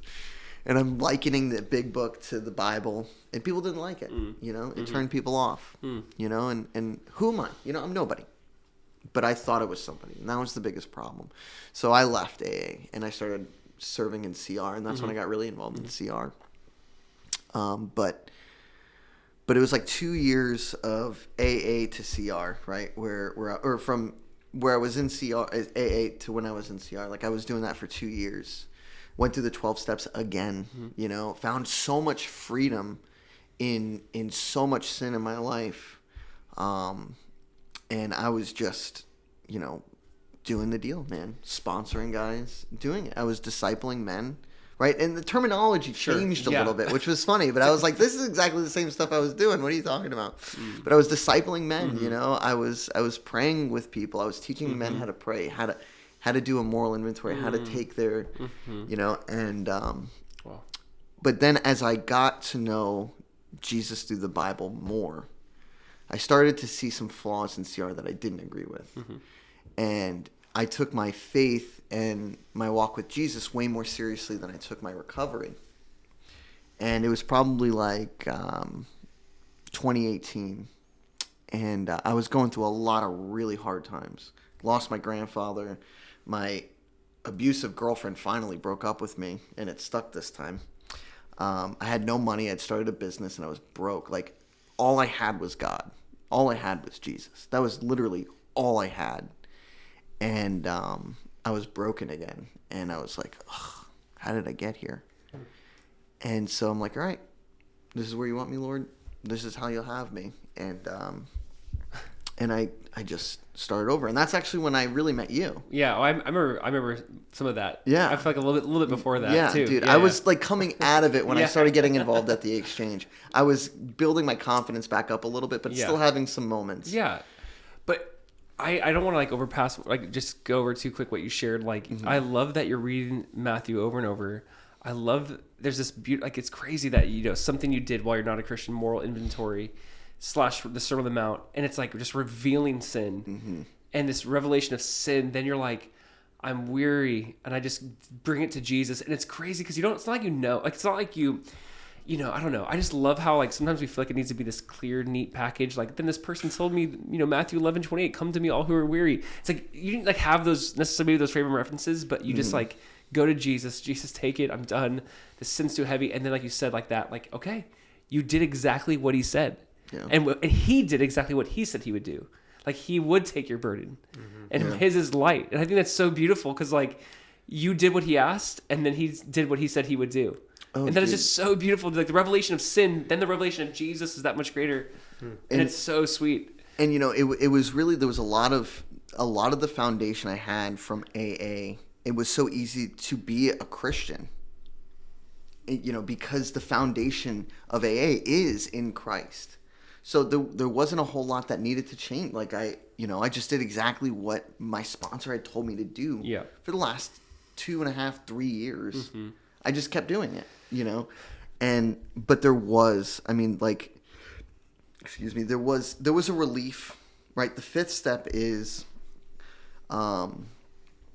we confess to ourselves, to another human being, and to God the exact nature of our wrongs. Basically, I took that moral inventory and I told him everything on it. So I shared with him my deepest, darkest secrets, like the worst of the worst, the best of the best. And there was a relief from that, right? But there's always a relief from confessing sin. Yeah. But this was a different kind of relief because, you know, this relief I got because I'm confessing, I'm showing God, like, this is who I am. You know, I have my moral inventory in my hand. I'm confessing it to Jesus. But in that moment, there was a relief, like, this is gone. You know, that was a tremendous, like, I've never felt a relief like that. It was emotional. It was mental. It was physical. And it's alone in your room with the Bible and on your knees. Yeah. And that is so beautiful, right? And it can happen in so many different ways, but that is a beautiful part of your story. Yeah. And I have to, like, you know, when you look at your life, it's like, yes, you went from, like, you know, blackout drunk, sober, or maybe either CR, and God's revealing new things, like you said, maybe some sort of ego or self-righteousness or addiction to pornography. And it's almost like you didn't know, but there's like that sanctification process still happening. Like the end goal, like you said, is maybe not just get sober, but what else? Like, God, what else? What else do you want to clean up? You know, because I think of that story where the man who cleans out his house, but like, you know, the idea of like 7 more demons come in and fill it. Like, so it's like, what else? And then Jesus is like, he's the one who filled you.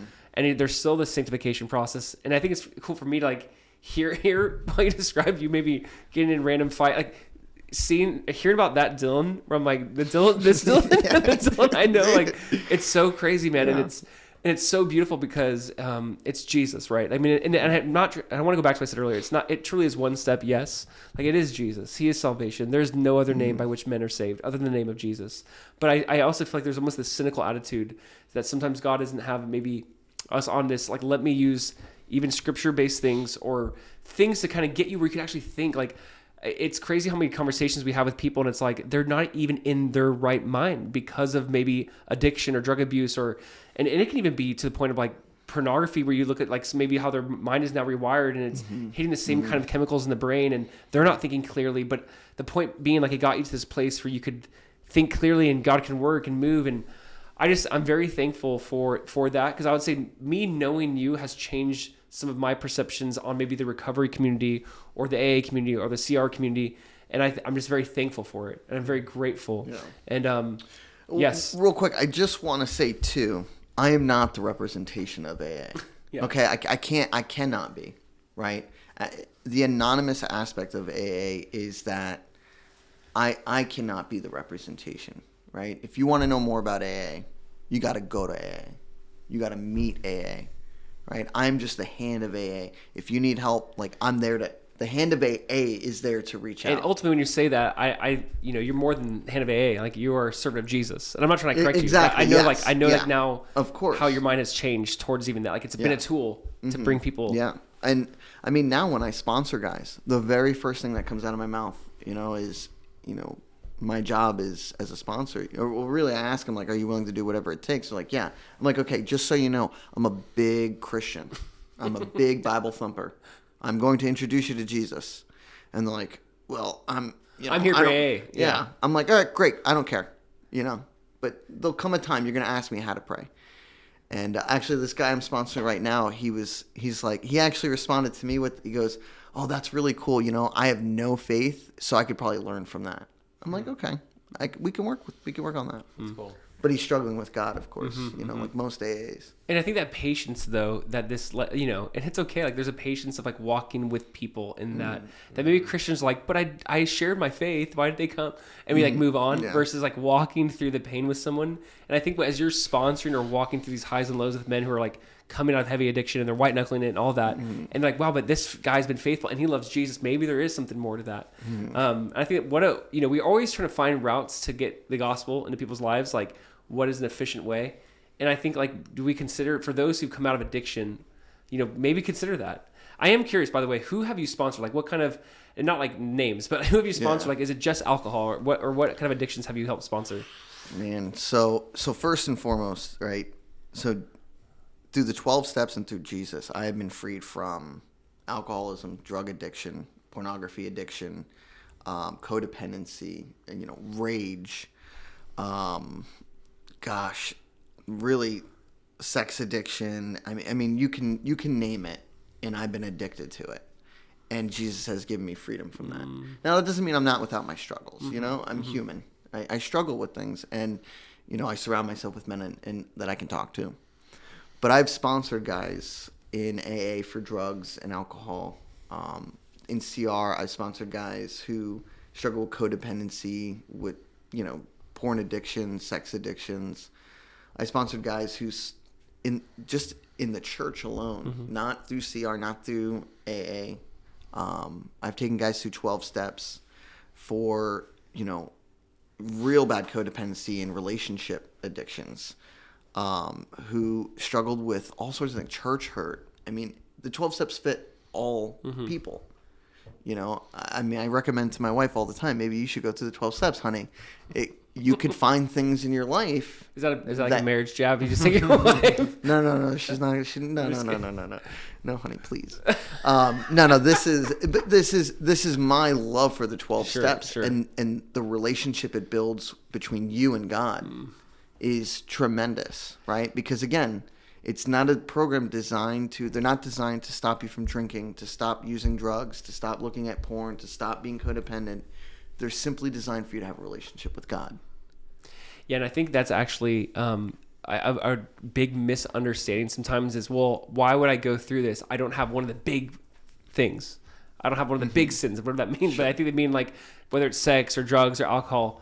But it's funny, one of my dear friends who's a pastor in our community, he went through the 12 steps and this was his, like, terminology, self-righteousness. And Absolutely. I'm like, I thought it was so weird. I'm like, that just sounds self-righteous. I was like, what do you even mean? He's like, I like to boast in all the things I have not done. I haven't done these things. And I had a very good reputation. And then that began to, like, haunt me.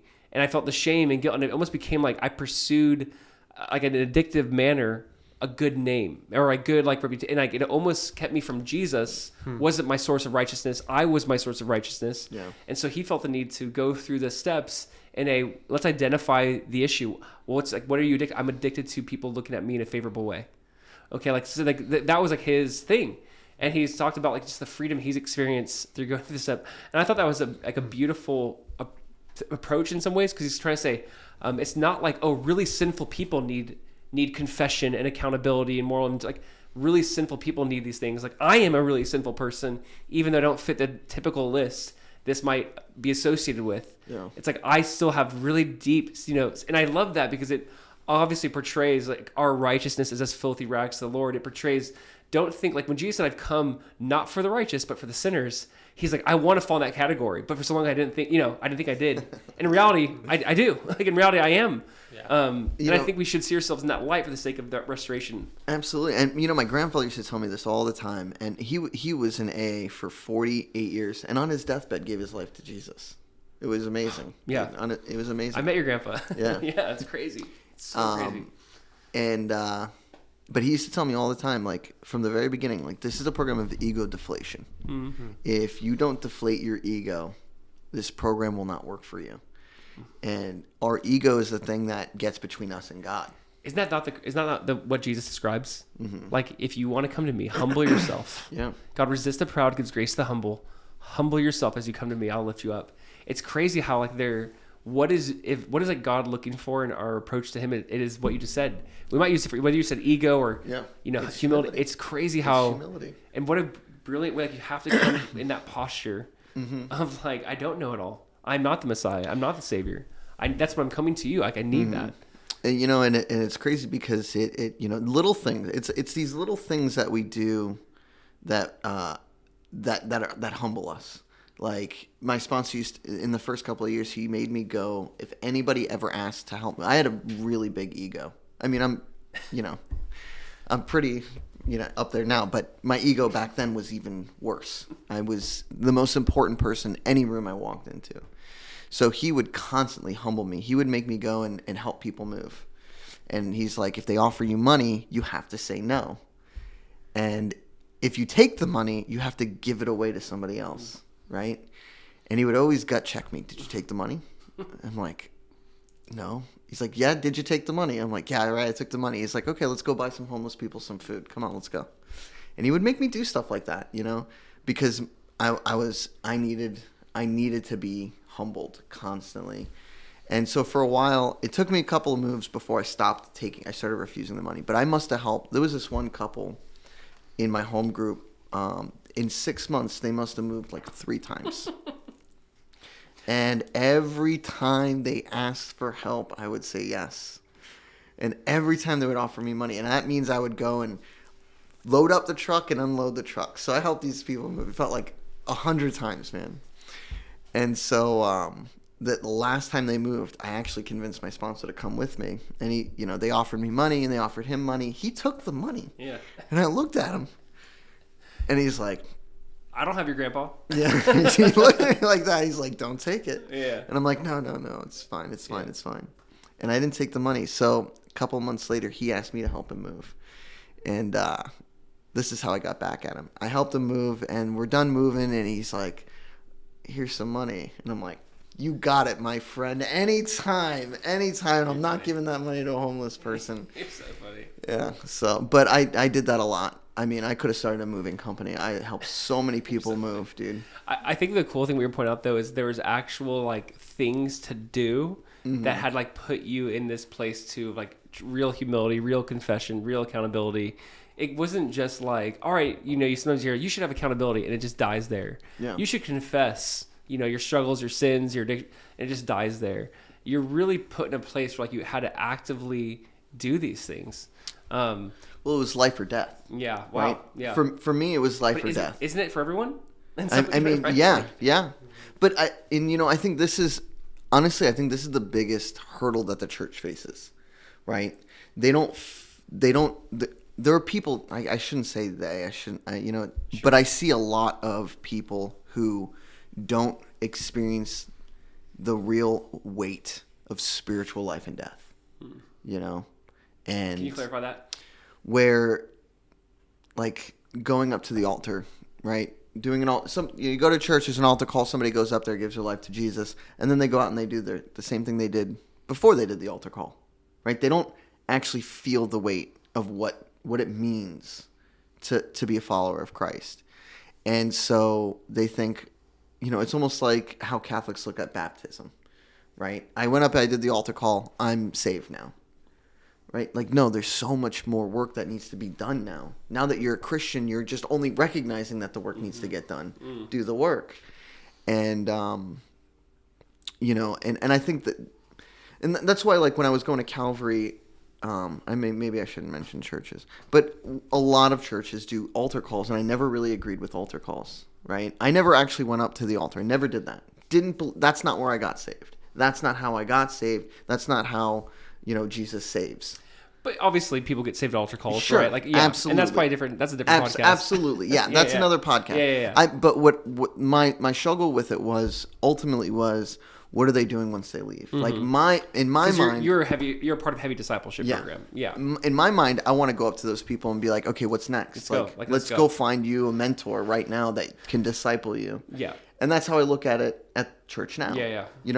When I see people come in who are heavy-hearted, I mean, you can call them whatever, outcasts, misfits, whatever. I see a broken heart that Jesus can fix. Yeah. And I want to pour into that person because I was a broken heart that Jesus fixed.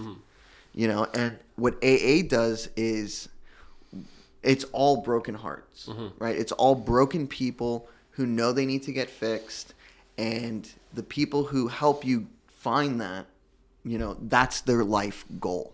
Discipleship is their life goal. And I feel like, a lot of people in churches don't see that their life goal is to go make disciples. Yeah. And can I just, I almost want to end with some fire rapid questions because I feel like there's so many maybe around this topic. And if you have any too, please just, do you have something to go? Take it. No, you take it. Yeah, we haven't heard from the mystery man. The invisible man. I was thinking the same thing. Like I have a number of questions that some I'm asking on behalf of myself. Some are on behalf of other people that I know personally who they're the questions I expect that they might ask if they were in the room here with us. The first one is, do you believe that every person who is willing to do whatever it takes to recover can? Can I answer that with a question? Of course. Do you think you're a sinner? Yes. Would you do whatever it takes to no longer sin? Of course. Great. It's a simple program of 12 steps that'll help you do that. It's simply a relationship with God, So I definitely believe that if you believe you're a sinner and you believe there's sin in your life, the 12 steps will help you find freedom from that because they'll simply help you find a stronger relationship with God. But I think there's a follow-up question with that. Yeah. Right? I guess like I'm thinking of someone in particular who I feel like has genuinely, and it's so hard because no one can read anyone else's actual heart, but who I feel like has genuinely tried incredibly hard to get free of various things. And yet that person is not, fully free of those things. And it's weird because like the head knowledge is 100% there. And it's like, I desire to be free. I desire to change. They would say like, I know the right answers in terms of how to, but it's like, I just keep falling backwards. Like I continuously, don't do what I want to do. And I know it's almost kind of cliche, but I do think it's because it's cliche. I think it's worth addressing because I think even a lot of people listening to this are like, man, what's the secret sauce that you tapped into that actually allowed you to say, this is the deal. And like 8 years later, you're actually good. Like you're actually, not indulging in the appetite that will destroy you. Actually, that's an easy answer. Working with others. The big book talks about the knowledge, right? I could read the 12 steps. I could read this book. I could read this book. I could read any self-help. I can read any, Christian help book. I could read and get all this knowledge. But if I'm not taking action, the knowledge does nothing, right? So for me, the only way I can stay sober today, and I'll tell you, my sobriety today is strong, but it was faltering not so long ago. And I thought about drinking, and it's because I wasn't working with other people, whether it be other alcoholics or any other struggles. When I am actively in that process of being held accountable by a sponsor, right? It's like Paul. Paul constantly was constantly leading somebody, but he was also constantly walking alongside somebody, and there was constantly somebody in his life who was walking just a step ahead of him. Mm-hmm. How did Paul do it for all those years?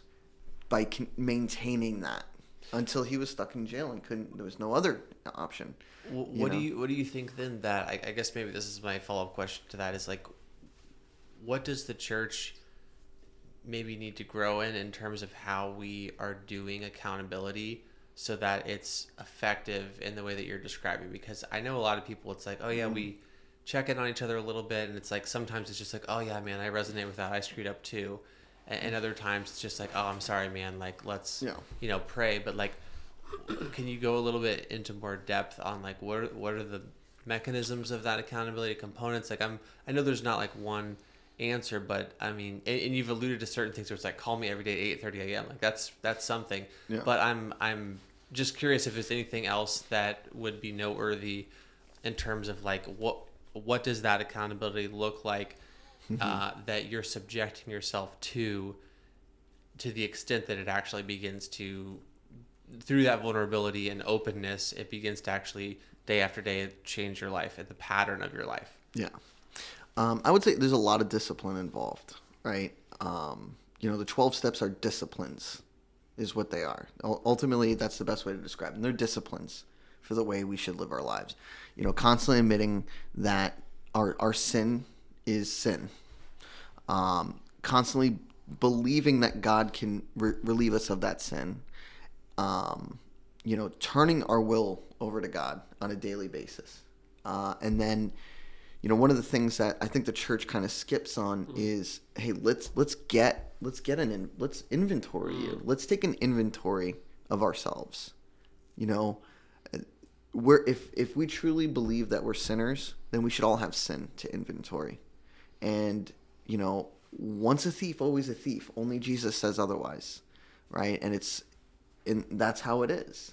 So Jesus can take that from you, but it doesn't change the fact that there's a tendency there, right? When I did my 4th step especially, I had a lot of tendencies, a lot of patterns developing, right? Those I call my character defects and my shortcomings. Once I identified what my character defects were and my shortcomings were, I actively worked on those. I actively asked God to remove those. And my accountability, my discipler, my sponsor, constantly called me out on them. Hey, your number one character defect has been pride. You've been super prideful lately. Like, what are you doing for that? What are some ways we can overcome that? Every time I would get prideful, he'd tell me, go help another alcoholic. Go help somebody move. Go take a guy to a meeting. Just don't be about yourself today. Be about someone else. And then making right all the wrongs that I committed throughout my life. Some of them were easy to make. Some of them were incredibly difficult. And I have to make them actively every day I live my life. And then the last step is, practice these principles in all of my affairs and help the next person, right? That's ultimately what sums up how I got freedom from all these sins in my life. When I'm not working this program, when I'm not practicing these principles in all my affairs, I become incredibly selfish, manipulative, and I don't mean to be, but there's a sin nature in me. And I think there's a sin nature in all of us that wants to come up, and we are constantly at war with that, And through the sanctification process, it becomes less and less powerful. We overcome our sin nature more and more through Christ. But I think that for me personally, I want to do this the rest of my life. You know, I want to count every single day as a blessing that I didn't drink, you know, or I didn't use drugs. I didn't wake up frantic, trying to figure out where my car is. Like, I didn't wake up today and have a desperate need to get drunk. And that is an absolute miracle. You know, that's the biggest miracle in my life. And I'm grateful for that. So I have to do something for that great, you know, I have to show my gratitude through action. And not to mention my sponsor is incredibly hard on me. I have a new sponsor who is, I didn't call him a couple of times, and he's like, this ain't going to work, Dylan. This isn't what you signed up for. You call me every day, we'll call somebody else. And I'm like, oh, dang, okay. And you just pointed out, it's interesting, you're 8 years sober, still have a sponsor, and you're sponsoring. Do you ever graduate not having a sponsor? No. Why would I ever not want to follow a guy that has something I want? Sure. You know? And how do you determine that at this point? So, all right. So in the last 6 months, I actually had 2 sponsors. The first guy was just a very no-nonsense kind of guy. I wanted that out of my sponsor. But then I realized, you know what? No. I want to learn from somebody who's constantly grateful. You know, someone who's always happy. Somebody who's no matter if they're getting pelted in the head by rain or falling in a ditch of mud, they're grateful it happened. So I found this guy from my home group. His name is actually Brian, but everyone calls him Grateful Brian. And yeah, band name right there. Yeah, and that was it. I wanted what he had. And I've never met a guy who's so happy all the time. And I just wanted to clarify that because I think it's fascinating to be like, I'm 8 years sober. I've been sponsoring guys for years. I have victory. Like you said, I have a healthy business, wife, marriage. Like your life is completely different, but you're still in this place of like, I still need. And Brandon, I think what you're asking, and I so appreciate it, right? Because in the church, we deal with that Romans 7 type of mentality. Like the things I want to do, I'm not doing. The things I don't want to do, I still find myself doing. Who will deliver me from this body of death? And I do think that sometimes maybe it is weird in the church. Like when someone's like, can you disciple me? I have so many questions. Like, what do you think discipleship is? What do you want? What is it though? And what is it? And I do feel like there's elements of these steps that sound so discipleship heavy, right? Yeah. Which is like, it is a true check-in point in time. Taking inventory, maybe just like, it's almost like Psalm 139, but like, Lord, you search me. And I think maybe us taking some of the language that we know, obviously to be like, make it more gospel, more biblical. Meaning like it's not just moral inventory, it's more than that. It's not just, you know, confessing to your sponsor. It's like, well, why? Because we know what the power of confession does to others and to God. And I do wonder sometimes, you know, with people, do they really say, I'm willing to do whatever it takes? All right, confess. And I've been a part of discipleship programs like that. Like, confess your deepest, darkest sins. Don't hold anything back. Why? Because I want to have something against you and use against you? Not at all. There's not that. It's because we know that times of refreshing come, you know, once there's repentance or once there's confession. And I do think, man, maybe, and you're asking like that disconnect of like, do we actually get into the nitty gritty? Maybe the 12 steps is something the church could learn from in the sense of I can pull some of these into our daily, weekly, monthly, small group-ish kind of conversations, or your thoughts on that? Well, I think what's kind of funny about that, or like ironic about that, is that if I'm getting the story right here, it's like those things were originally borrowed from Christianity, have been given new language, are actually being implemented even in a non-explicitly Christian way to great success. And now we're having this funny conversation as Christians saying, man, wouldn't it be great if we started doing something like sponsorship, but like it had a name, like something like discipleship, but like it's actually funny because there really is a need for something more like this. And it's crazy that it seems like there's just there's already like a culture within AA of this is what we do. We have sponsors, we do sponsoring, we have accountability, we call each other, we hold each other's feet to the fire. Like there's all of these things that are baked into the cake as part of the culture of AA. And when I hear that, I'm like, man, I like we need to really the church really needs to grow in this way, because the idea of people going to church worshiping together, listening to a message together, and going on their merry way, but never being known by each other or never being vulnerable with each other is just not really the church. And I remember the first time I discovered this was a couple of years ago, going to a Celebrate Recovery and being like, oh, these people are real. Like, this is crazy. Like, this is completely honest. They're super extra at CR. They really love Jesus and really love to worship God. And they're not ashamed of they're not ashamed of their sin because they've confessed it, and they're not too proud to talk about it because they already have laid it at the foot of the cross. And so the relationships are so deep, and the transparency is so clear.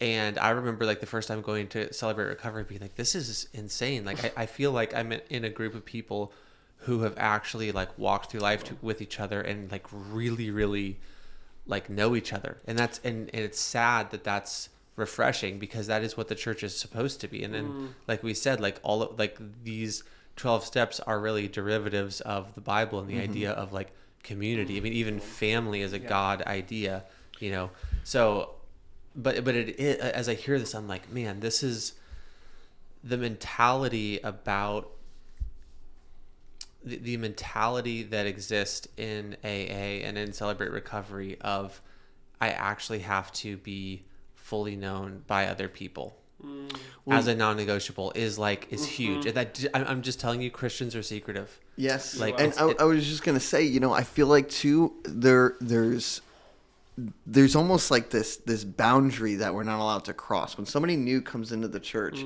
my first go-to is, oh, you're new here? Okay, let me show you where you can sign up to serve. Because that's what I'm used to doing, And I've done that to new people before, and I've kind of been told, like, hey, why don't you let them get to know people first? I'm like, what's a better way to get to know people than serve? And, but that's my go-to, is just get in the middle. Right? When I left AA and came back to AA, the first thing I did was get in the middle. I go around the room. I go to the meeting. I try and get to the meeting about 10 minutes before, so I can get in there and shake hands. Hey, how you doing? Good to see you. Hey, how you doing? Good to see you. Hey, how you doing? Good to see you. Hey, did you take care of that thing you were talking about? Is that still going on? And and it's the same thing with church. Like, no wonder I'm a greeter. People walk up. And those are the conversations, like, hey, how you doing? Great to see you. Did you take care of that thing? You still struggling with that stuff? I feel like that's, Our greeters are intense. Yeah. No, I'm just kidding. We get real. Awesome. We greet If you come hard. on time, you're 20 minutes late. That's yes, sir. Yeah. The worship band's always like, why'd you walk in the middle of the second song? I was like, I was here 10 minutes early. Dude, the greeters. But the greeters. I sat through a whole worship set last Sunday, and I'm usually at the front greeting, I come in right as worship ends, and I'm looking around. I'm like, oh, there's like 12 people in here. It must be 10:30 on the dot. And 10:45. The set's just ending. Everyone's like getting coffee and water. And we got to work on that. But what you're bringing up is necessary, because it is true. Like, there is almost this. We're okay now with having secrecy. We're okay now with just being attendee. And I think what we're discovering here, and I feel like my conversation time with you is like, oh wow, like, discipleship is powerful, and there can be life change and transformation, and our hope is to get past this. Why can't we just force discipleship?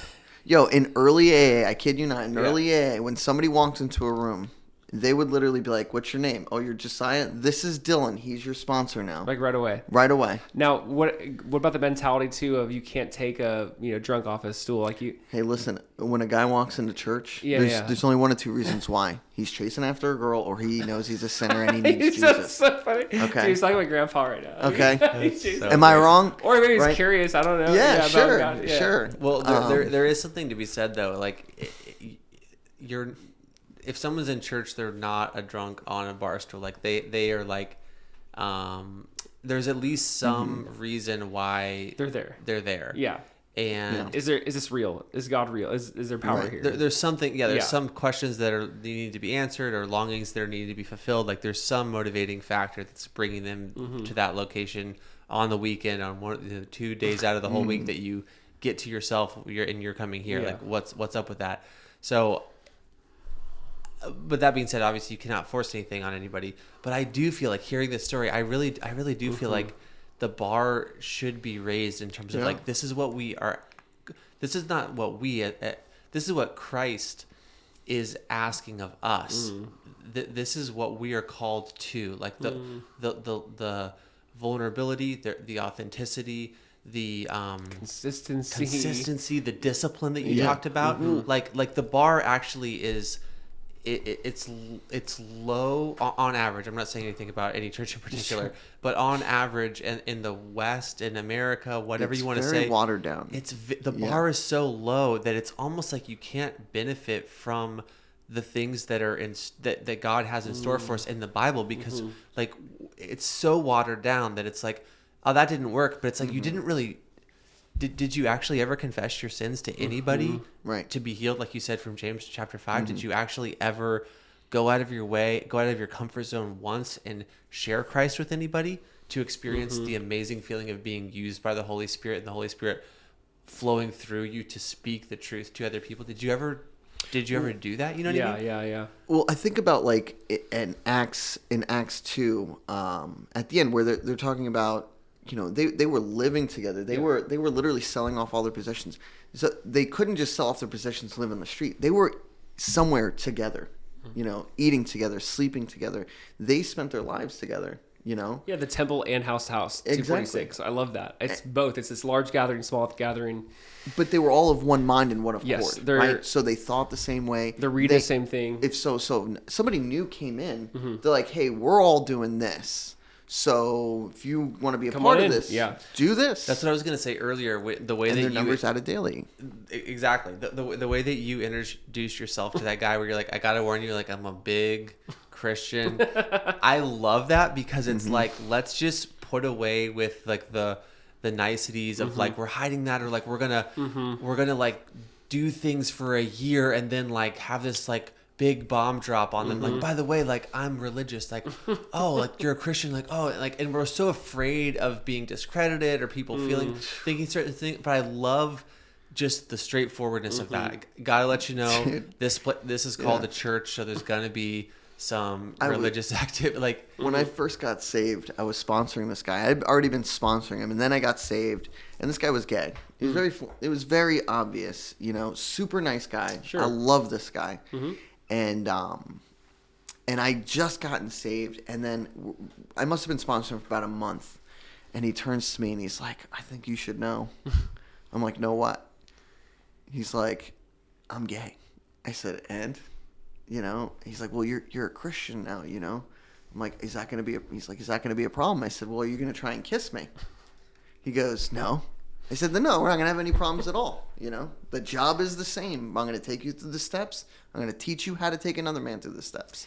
That's it. And it's like, sad there's like a hesitancy on his behalf. Like, well, you're a Christian. Obviously, there's going to be some sort of barrier between us. And you're saying, no, like, I love you. Jesus loves you. I'm going to walk with you.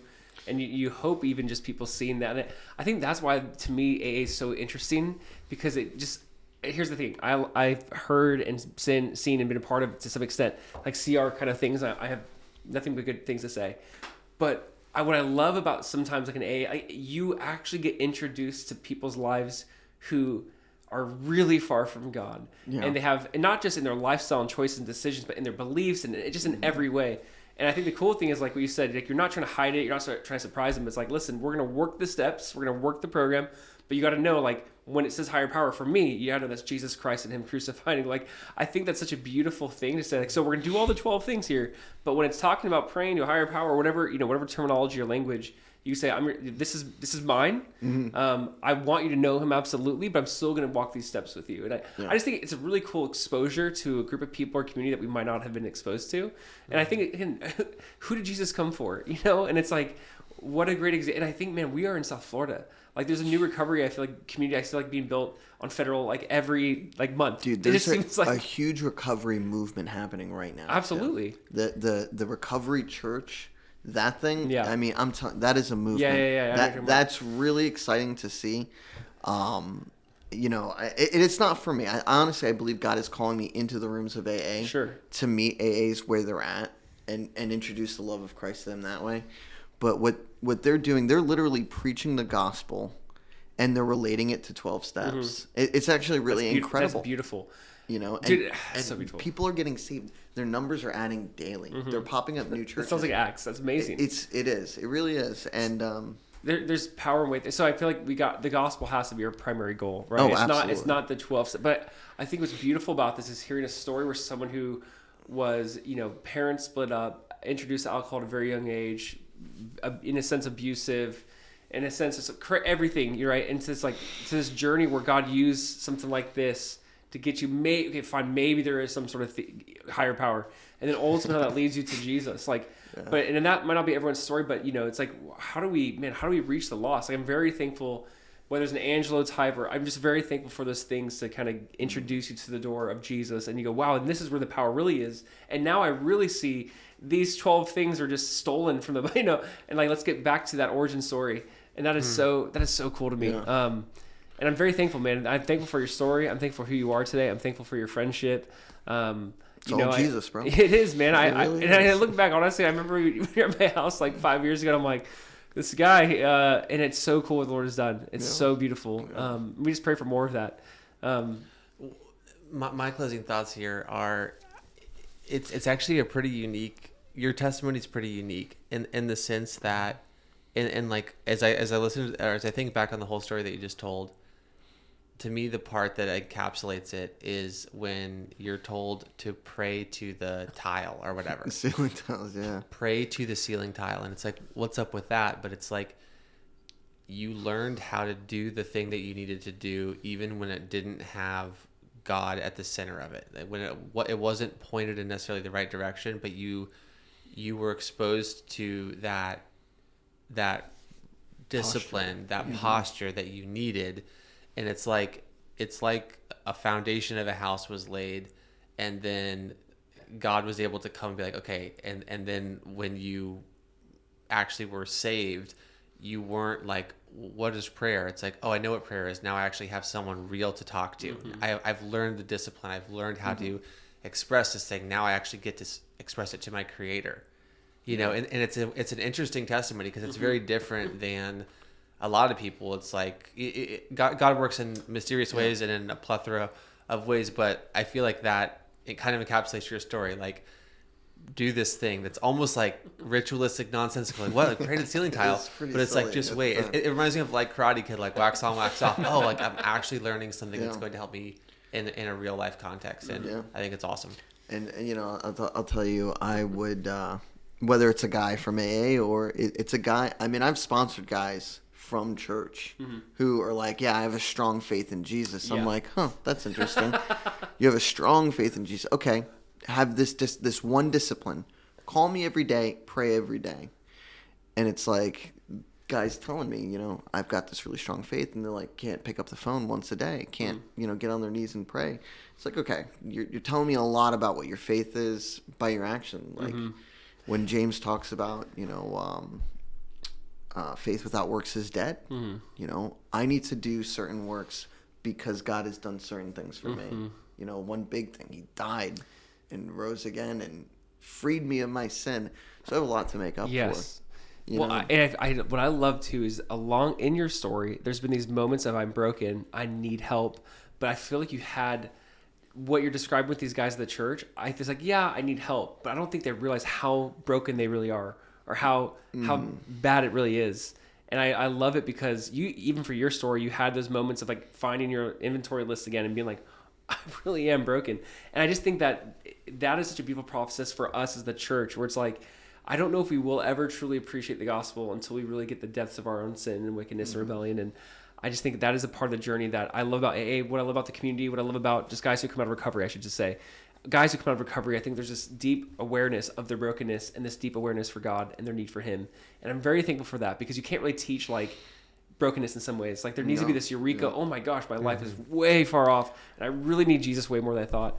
I know we're probably out of time and it's getting late, but I just want to say thank you again, dude. I appreciate it, love you. And this is sweet. Anything, I guess we can put people who are in addiction right now.